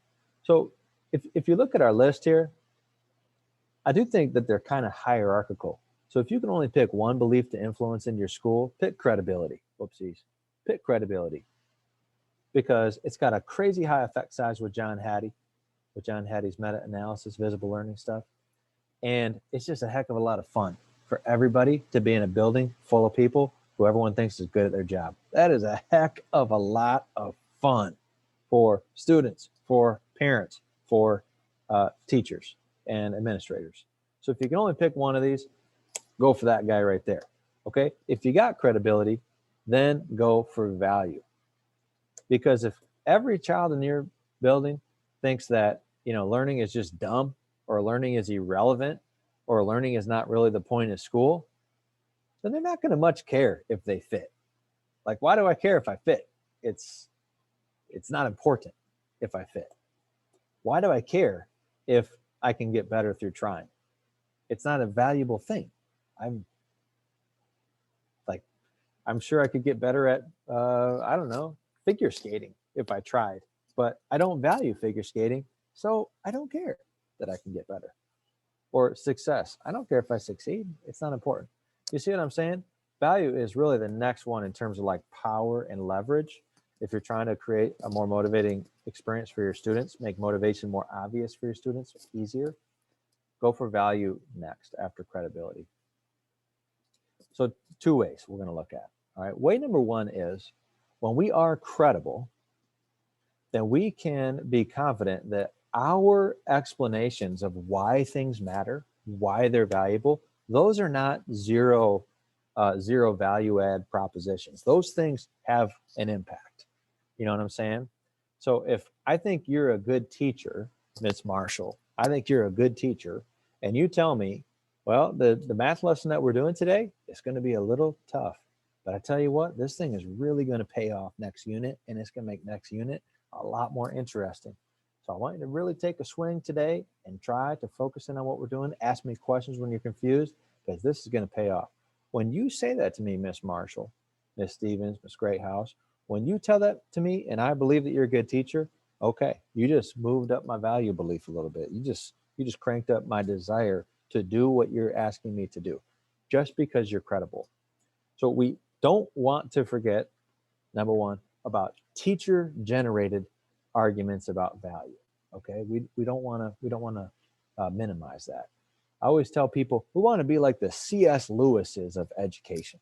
C.S. Lewis is most famous for his Chronicles of Narnia series, but really I think he had an equal impact as an apologist for the Christian worldview, the Christian belief system.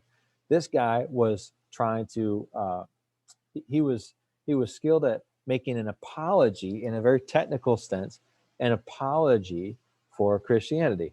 He was good at offering arguments in defense of Christianity. Christianity is a controversial belief system. Many people don't believe it. And C.S. Lewis was so good at trying to make Christianity seem pretty commonsensical. He was a good apologist. That's my point. He's a good apologist. Okay? Now bring that back to us. You and me believe something that is not common. We believe that there is deep meaning, beauty, value, power in a learning. We think that, and that makes us weird. We're weirdos.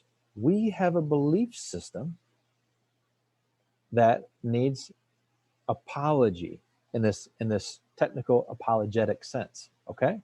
So I'm just saying we want to be apologists in the C.S. Lewis sense for our learning. It's what I always like to tell people to do if we had the breakouts, possibility, functionality going. I would say, okay, you're going to take turns in convincing a colleague, pretend that your colleague is one of your students, or if you're an administrator, pretend that your colleague who you're in a breakout room with is one of your faculty members, and you're going to try to convince them that something is valuable that they don't tend to think is valuable. Okay? So actually, if you wouldn't mind, do this in the chat. Try this. Think of something that your students don't like to do. So like a lot of my students, they ask this. Do we really have to do this? When I ask them to write, do we really have to write? So what is that type of stuff for your students? Do I really have to do this? And what's a good apologetic? What's a good argument for why that thing matters? What do you think about that? Let me type those instructions up. They're a little complicated. Chat in an argument.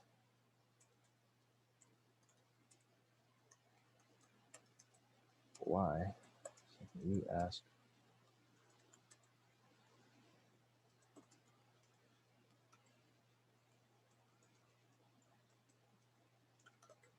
All right, let's make that small.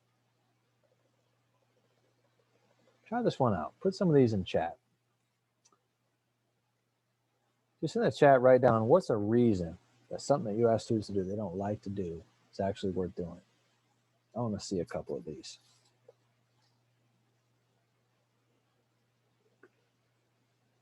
I'll type one in too.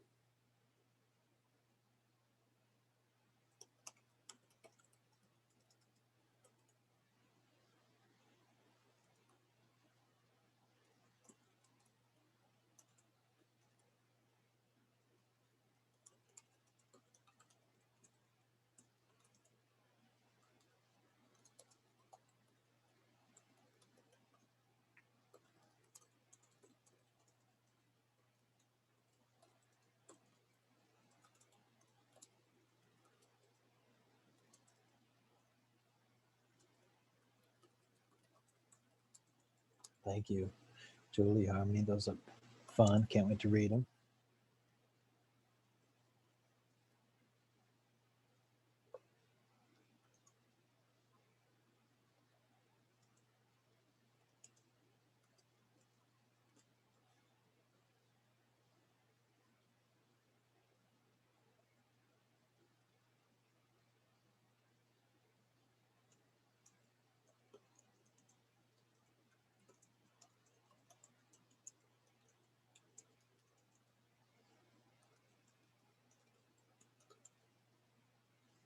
Okay, so Tammy says, I want you guys to unplug and put your phone away at times.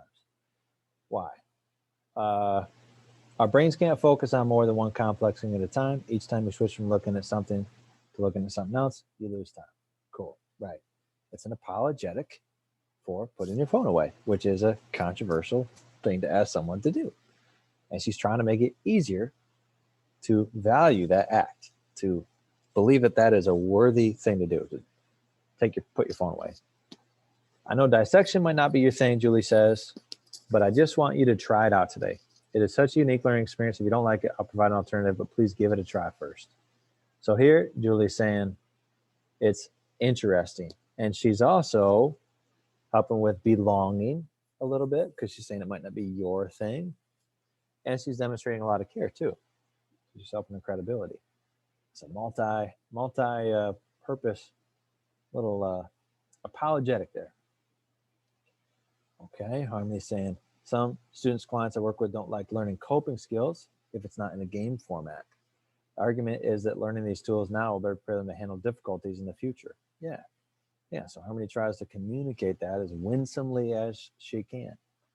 And, we try it in as many different ways as we can, right? Sometimes maybe we want to try explaining it through a story, sometimes through an illustration, through some analogy to something that students might already understand. And that's the type of stuff that C.S. Lewis did when he was trying to make an apology, technical sense of apology for Christianity. He was trying to give a bunch of different ways to think about this that might help someone to think about it differently. Okay, I wrote in there about capitalization. Ashley's talking about group work,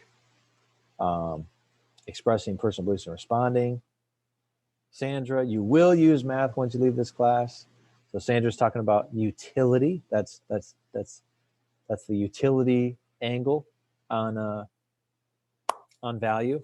So great. So I always tell people, if you're going to be credible, then you definitely want to be communicating about value all the time. All the time. You want to do it in ways explicit, and you want to do it in ways kind of low key, undercover, secretive like, right? So I might just show students someone who used history to be successful in some field, or maybe some athlete talking about history or something. If I come across that in my reading or something, I might just say, hey, I want you guys to take a look at this. That's interesting. Okay, let's move into our lesson. I'm giving them another, I'm trying again to influence the degree to which they value the work of my class. All right, cool. So all this teacher-generated value approach is really good, but there's actually something that's even more powerful that a researcher named Chris Holloman found. This guy, Chris Holloman, right here from University of Virginia, he's kind of perfected an intervention that he calls build connections. Build connections. And I know it's confusing with moments of genuine connections. Sometimes people get that mixed up. Build connections is this Chris Holloman guy's intervention. So I'll include some links when I'm done explaining this, so that you can get a sense for what this is like. But basically, let me tell you why you should care about this. Holloman has done this in multiple different studies. This intervention. It takes about 20 minutes a month, ish, depending on the study. 20 minutes a month. And what he basically does, the researcher goes into the classroom and has students get out their science journal or whatever. It's a journal just for the study. And the researcher basically leads these students through a couple of simple exercises, steps, that get students to brainstorm ways in which what they learned in class connects to their actual life. And then they do that once every month or so, once every unit. After this intervention, students who had a really low value of the class, students who they found through their measurement tools did not value, for example, science, were way more likely to communicate an increased value of science at the end of the intervention, the end of the school year, and way more likely to even want to take elective science classes in the future. So what the heck did he do? This is what he did, okay? Just make yourself a T-chart if you're taking notes, a T-chart, because it's basically just a T-chart. On one side of the chart, he asked students, what are your hobbies? What are your interests, hobbies, and personal goals? It's kind of small. Let me just make that a little bigger. Okay, I'm just gonna fix that. All right, cool. So that's like point number one. And as you're doing this with students, if you're doing it with a big group, you're walking around the classroom. If you're doing it remotely, you might be having them all do this on, a Google Doc or something that you can see. I don't know. I did not try this when I was remote. It was enough. Some days are just enough to show up on the Zoom on time. But when I'm doing this with students, I'm kind of walking around and I'm helping them to brainstorm things that are relevant to them, things that they like, things that they think are cool, interesting, fun. All right. So on the page here, they have listed interests, hobbies, and personal goals. But if you want to help a young person to really populate that list, you got to be giving them ideas that they could write down, things that they value in their life. So the more things that they can write down in this first column, the easier the next activity will be. Okay, so you're walking around doing that, and you're kind of looking over shoulders, helping students to populate a list. 5 things at least is what you're after. And then the next thing that you do on the other side of your T-chart is you have them brainstorm things that they've learned in class. It doesn't have to be related to the stuff in column A. It's just things that they've learned lately in class or things they've done lately in class. And again, you're probably going to have to, at least if you have students like mine, you're probably going to have to give them examples of things that they can write down, okay? So like I teach a world history class. Well, a lot of my students are probably just going to write history. So I got to say, no, let's be more specific, okay? Reasons for the fall of the Qing Empire. We'll talk about content that we've covered. I'll coach them through some content that we've learned. All right, then I want to talk to them about some skills that we've practiced. So we practice reading an article from current events every week and writing about it. So I'd say, okay, reading an article, learning current events, learning about whatever, COVID, impeachment, the Black History Month, the different things that we we read an article of the week about. We've learned about that stuff. We've practiced writing. We've practiced studying. We've practiced public speaking. I want this list to be big because it's going to make the next part easier. All right, this is what the researchers were doing in Hulleman's study. And then, it's probably pretty obvious, but they had students, let me fix our Zoom here. Hang with me. Oopsies. Then they had students go ahead and brainstorm how the two things were connected and just draw lines between stuff in the one column and stuff in the other. Okay? And this is where you stop and you have the students interact with each other. So my students are seated in pairs here in my class. So I say, okay, share with your partner one or two connections that you see. And if you don't see any connections, ask your partner if they can think of any. And I want you to talk through that. So now students are talking with one another for 30 seconds, 60 seconds. You're listening in as the teacher. You bring them back together and you say, all right, everybody, now I'd like you to, does anyone have a great connection that you found, or just a good connection that you found? And can you give me an example? If no one raises their hand, I'll say, okay, well, John, I heard you talking with something with Terry there. What's a connection that you found? All right, Sam, you had one too. What was one that you found? And what I want is to get a couple of examples of what this is like with the whole class, because I really need every student to find a connection. And it's hard at first. It's really hard the first time that you do this intervention. And then I might ask for a few volunteers who have no connection. Would anyone want to get a workshop for the class? You can't find a connection, and we'll do one or two of those. All right, and then the last thing that you do is you just have students to write about them, because basically you want them to think about what is connected, what connects between what they value and what is happening in class. So they have a little template here. Oh, shoot.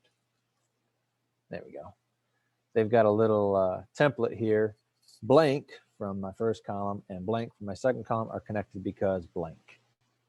And then they want you to go a little more in depth. Blank, from what I just wrote about, could be important to my life because blank. And all that they're doing there with those last two parts is just getting students to reflect on and elaborate on what they've found to be connected, okay? So this is kind of like, oh, that's kind of weird. It's one of those things that's hard at first, but as you revisit it every month, every 3 weeks or so, it gets easier and easier. But the thing I want to come back to is that the results of this intervention in their studies are stupidly powerful. It's crazy. So here's my question to you. Why? Why does this pretty consistently take students with low value in a subject, and by the end of the intervention, they have high value in the subject? And I didn't tell you guys this before. Not only do they have high value this year, but like they find that they have higher grades in the subject years down the road. They're finding in some of their longer studies.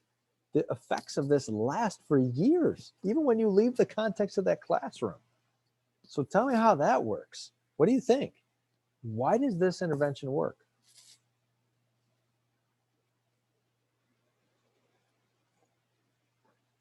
Throw your thoughts there in the chat. Why does that work? What in the world? Okay, Harmony's saying once you assign value to something, it becomes important to you. I'm choosing to emphasize the you on Harmony's answer. So before we talked about teacher-generated value, and that's really important. We should all be doing that. We should be walking into class like an apologist or an evangelist for learning, because we believe that it's valuable and our students tend to not. But Harmony's saying this has you assigning value. Janice says they're figuring out for themselves how the content connects to their values. Tammy says, I like this activity could be used by multiple teachers, and because the connections are to their content area won't get old to students. Right, Tammy, exactly. Yeah, like that values affirmation exercise that I showed you all, that would get kind of stale, I think, if everyone in a middle school did that. Like do that in every class, it'd be pretty boring. But build connections if you the thing is the teacher really has to own it, because it is hard at first. Depends on your subject area. Some are easier than others, but like, I don't know, algebra 2 is tough. It's tough sometimes to have students make connections. So that's why you gotta really, as the teacher, think about helping your students to be successful at the intervention. So you've got to think about flexible ways for defining interests, hobbies, and personal goals. Like I always tell my students, what kind of person do you want to be someday? I want to be hardworking. I want to be dependable. I want to be successful. Okay, could being better at public speaking help you with this success goal that you have for yourself? Tell me about that. Tell me about why that is. Focus and clarity of value in their eyes. Kaylin's saying, Dion's saying.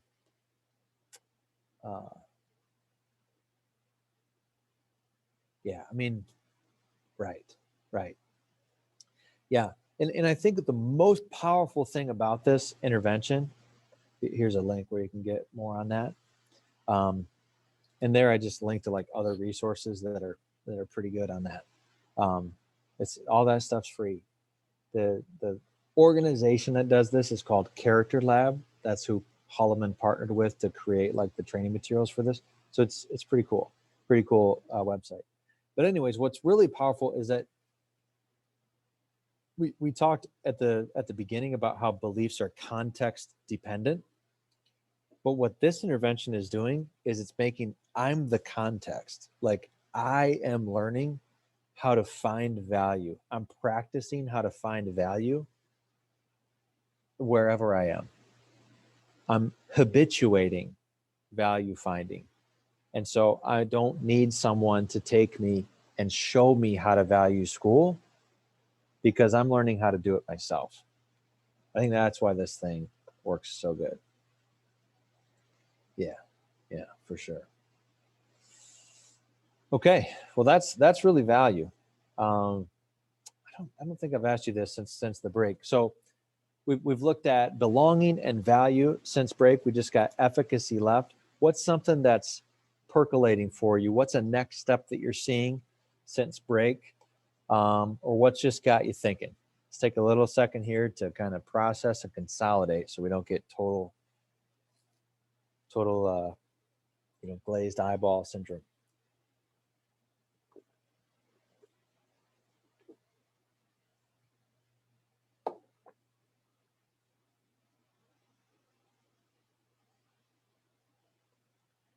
And I do think we're going to be done about a bit early today. I know that you're all going to be very sad about that.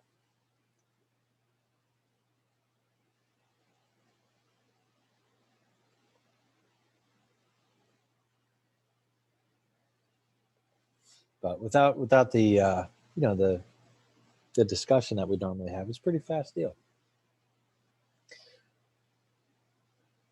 Well, yeah, okay. Thanks, Jana. Helping others determine the value of learning for themselves, safety through risk, for the purpose of growth and identity. Super cool. Good. The last thing that I want us to think about is efficacy, which, maybe the better way to talk about the effort belief is as the beginning belief. And maybe the way to talk about efficacy is as the finishing belief. Like I can actually get to the finish line on this thing that I'm doing. But then I think there's a problem with that, because a really big key, probably the biggest key with helping students to feel more efficacious is you can see here, this little descriptor here, I can do this. Almost everything depends on how we define this, right? The definition of success, what's this, is like the key to unlocking efficacy for students. That's key number one, is just how we define success. And so the way that we define success for students, I think, is very critical. the way that we guide them in defining success for themselves is very critical. If success is I'm completely caught up to my peers in every way, and a child has gaps in their learning, then that's going to feel impossible to the child, right? But if success is I'm going to turn in all my assignments for the next 2 weeks, now that's clearly defined. It's time constrained. It's something that I only have to think about for 2 weeks, not for the rest of my life. That really helps. So I want to invite you to think about how you define success for students and how you guide students in defining success for themselves. That's thing number one. And thing number two with efficacy is how do we help them succeed? One reason that Miss Rita's swim school works so well is that students succeed at swimming in her school.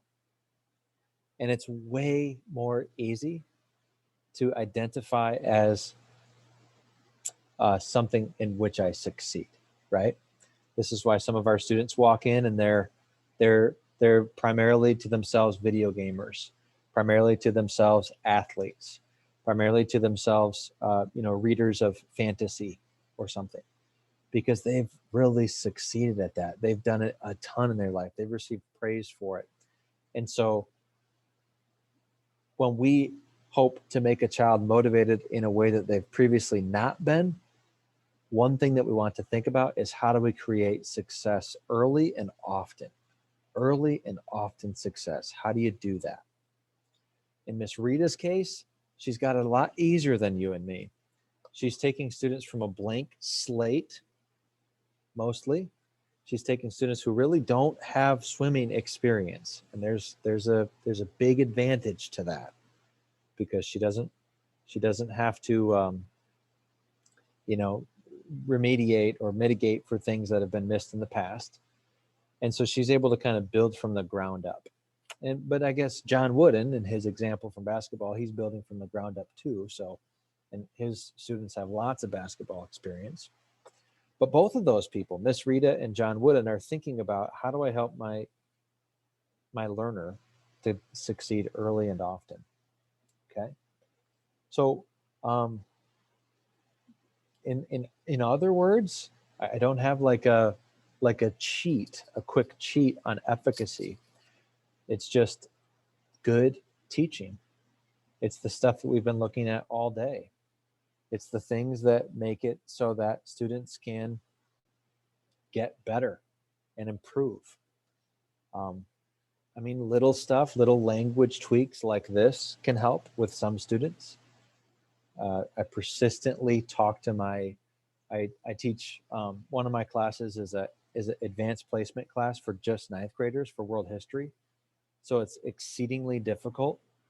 And for many of them, it's the first time ever in 8 years of schooling that they've failed at something, where they experience some failure every now and then. And so a lot of them start to feel that they cannot succeed. They start to believe, I can't succeed in this class. This class is not for me. This class is dumb. All the beliefs start to fall apart. And so I have to relentlessly remind them, I'm going to teach you how to master this material. Focus on mastering the material. Grow in your mastery.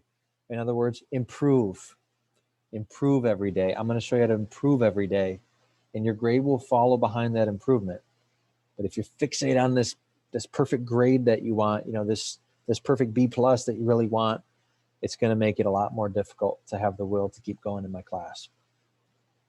So the way that we talk to kids about their learning, about success, and the way that we actually help them to succeed. So all that we've done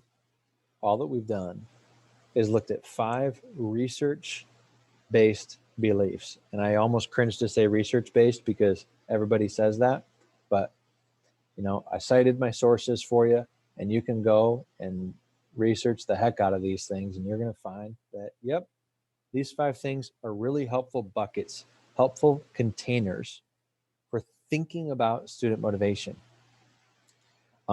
we looked at the reality that you all know tons of things about student motivation. Everyone does as soon as they've been in this job for more than 2 minutes.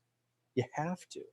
You can't do this job in any functional way without having some know-how around student motivation. But what we often lack is a deep understanding of how to influence motivation really efficiently. And that's why we often end up feeling tons of pressure and tons of workload. And it becomes like this spinny whirlpool thing. And we start working a bunch extra and stuff because really, we're just kind of patching together an approach as we go. So if there's anything that I hoped to help you with today, it was to remind you that you really do have what it takes to do your job. You really do have a crazy opportunity to make an impact on young people today. I mean, remember that Build Connections intervention that we looked at? Those kids were influenced from this. They were influenced from this years after. Well, that's proof that you could be impacting a kid right now. You don't even know through something that you've done or said for a long, long time down the road. We just don't know. And that's a cool thing about our work. And I think that's a good place to close my remarks and open up for questions, because that really does kind of wrap up the 5 key beliefs. So if you wouldn't mind, tell me one thing that you'd really like to try next in your work, one thing you'd really like to try next in your work, and one thing that you're really thinking about as we go into Q&A time and close for the day. And then use that question feature if there's something that you want to ask me to speak more on, or a certain scenario that you want to puzzle through. This would be our exit ticket. This will be our exit ticket. What's on the screen right now? Hi, Dave. This is Jill. Hi, Jill. I have a question on Okay. the last activity, the building a connection. Mm-hmm. When you, in your iterations, do you begin completely again? It's a blank form, or is it maintain the same interests? That's a good point. It would be more efficient, I think, to just keep the first column maybe for students. I have not. I just have them brainstorm. I just have them make a new T-chart each time. But and the longer that we go, the quicker that it is, because they're just used to writing things down. By the end of the year, they really hardly need my direction. They just might need me to remind them of things that we've learned about most recently, because you do want new content to be in column 2 each time. Great, thank you. Yeah, thank you, Joe. Okay, yeah, appreciate all these things that you folks are saying. Yep, I'll put my contact info right on the screen. That's a great question, Tammy. Thank you. So I would love to be in touch with folks. 10 by 2. Someone decided to do 10 by 2. Margaret, thanks for bringing that one up. The clipboard, the Ashley Morton, the Motion and Connection, great. Yeah, that's good, everybody. I want to remind you too, we said we wanted to be experimental with motivation. We want to be playful with motivation. That's so important for us. This job is heavy as heck, especially right now, but it can also be really playful. It can be really experimental and interesting, just interesting. Both of those are possible approaches to our job. So yeah, whatever you're thinking about trying, just try to do it with a light of a heart as you can. And I know that it's really hard when we see some of the things that we see. I know that it's hard. I know.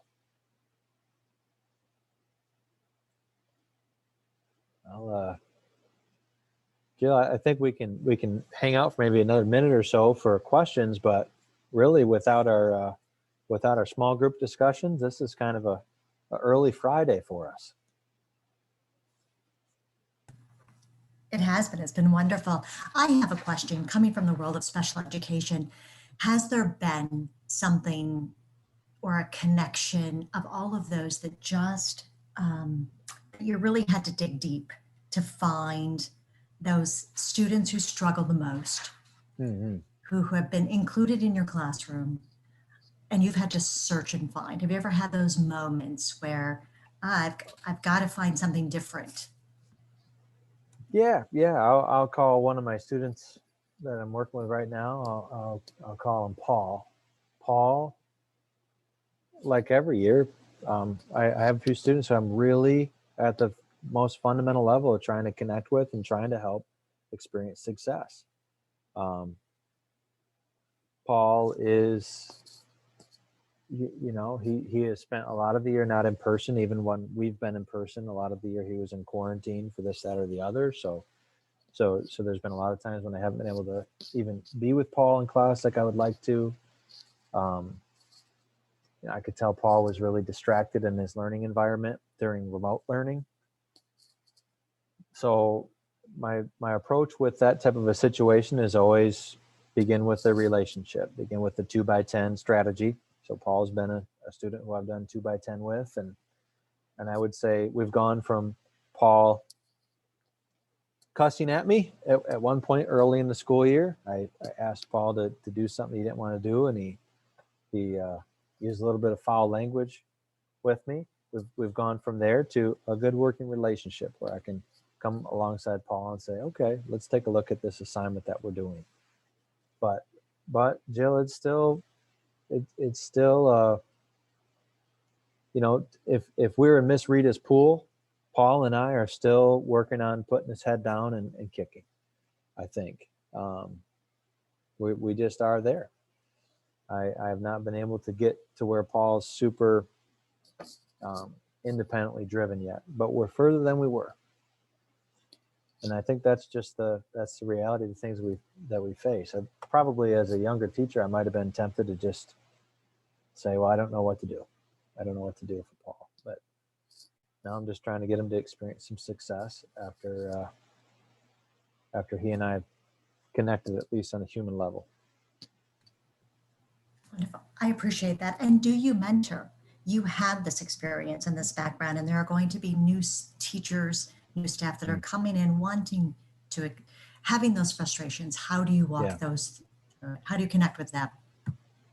Well, I wish that I had more time for mentoring in my building. I'm trying to, one of my side projects is trying to improve our mentoring program, but I don't currently have any teachers that I officially mentor, sometimes just informally. But I think the best thing that we can do for early career teachers who are running into a Paul type situation is to equip them with very practical strategies like 2x10, and sometimes even show them, like do it with them or do it beside them, so that they can see, a huge shift happens for teachers when they just see that something actually can work that they didn't think could work. It's just like the swimming shift with Miss Rita. With teachers, you're trying to influence these beliefs too. If a teacher is just confident that nothing that they can do will help Paul, then that teacher is not probably going to do anything to try to help Paul. Probably not, because people don't typically act contrary to their beliefs, their deep-seated certainties in a given moment. They don't. So if you can show a teacher, hey, this works. Let me show you. I'm going to come into your class and try this with you. That can be a really powerful professional learning experience.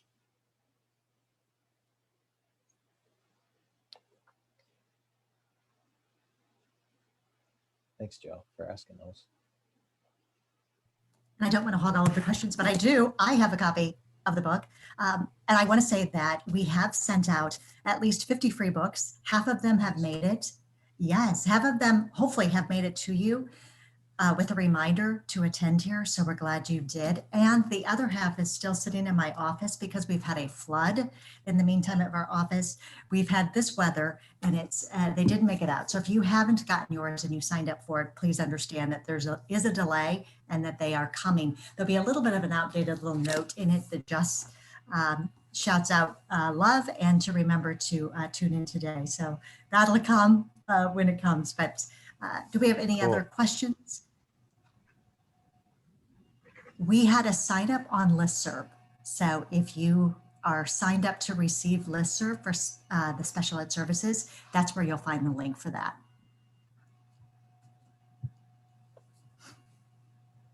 All right. Dave, thank you. It's been my pleasure. We met last week and I knew this was going to be wonderful. We have it videotaped. We will be taking his PowerPoint and sending it out to everyone. So I know this is going to reach a bigger audience. I know my connectivity came and went, and I probably went in and out of this about 4 times. So I know, thank you everyone for sticking with it. This weather has hit us really hard. We send good wishes to Michigan and to the rest of your school year. It was important for your voice, the teacher voice. And I know in the chat, I'm seeing a great many thank yous and appreciation. And this has been wonderful. It was a commitment to bring a teacher in because I really wanted that voice. So you have been a wonderful voice for us. I'm so glad. And you know what we'll just have to do is someday in the mythical future, do something like this in person. Because I tell you, this is usually pretty selfish for me to get to do this stuff because I get to meet so many people that I never would meet otherwise and talk about teaching and learning. And I really get so energized by the small group time. So that we'll just rain check that. Okay, everybody? Sounds perfect. I look forward to that. I look forward to normal next year. And I know this is the last of our signature series. We had it on motivation and trauma, behaviors. And next year we move into something that looks a little bit more like inclusion, co-teaching, good teaching methods within those models. So maybe we can invite Dave along in a face-to-face portion of that. So I really look forward to next year's signature series, and thank you all of those who've joined us for the 3 parts. So thank you, everyone. Have a wonderful weekend. Stay warm, stay safe. Bye, everybody. Bye, everybody. Thank you, Dave. Thank you.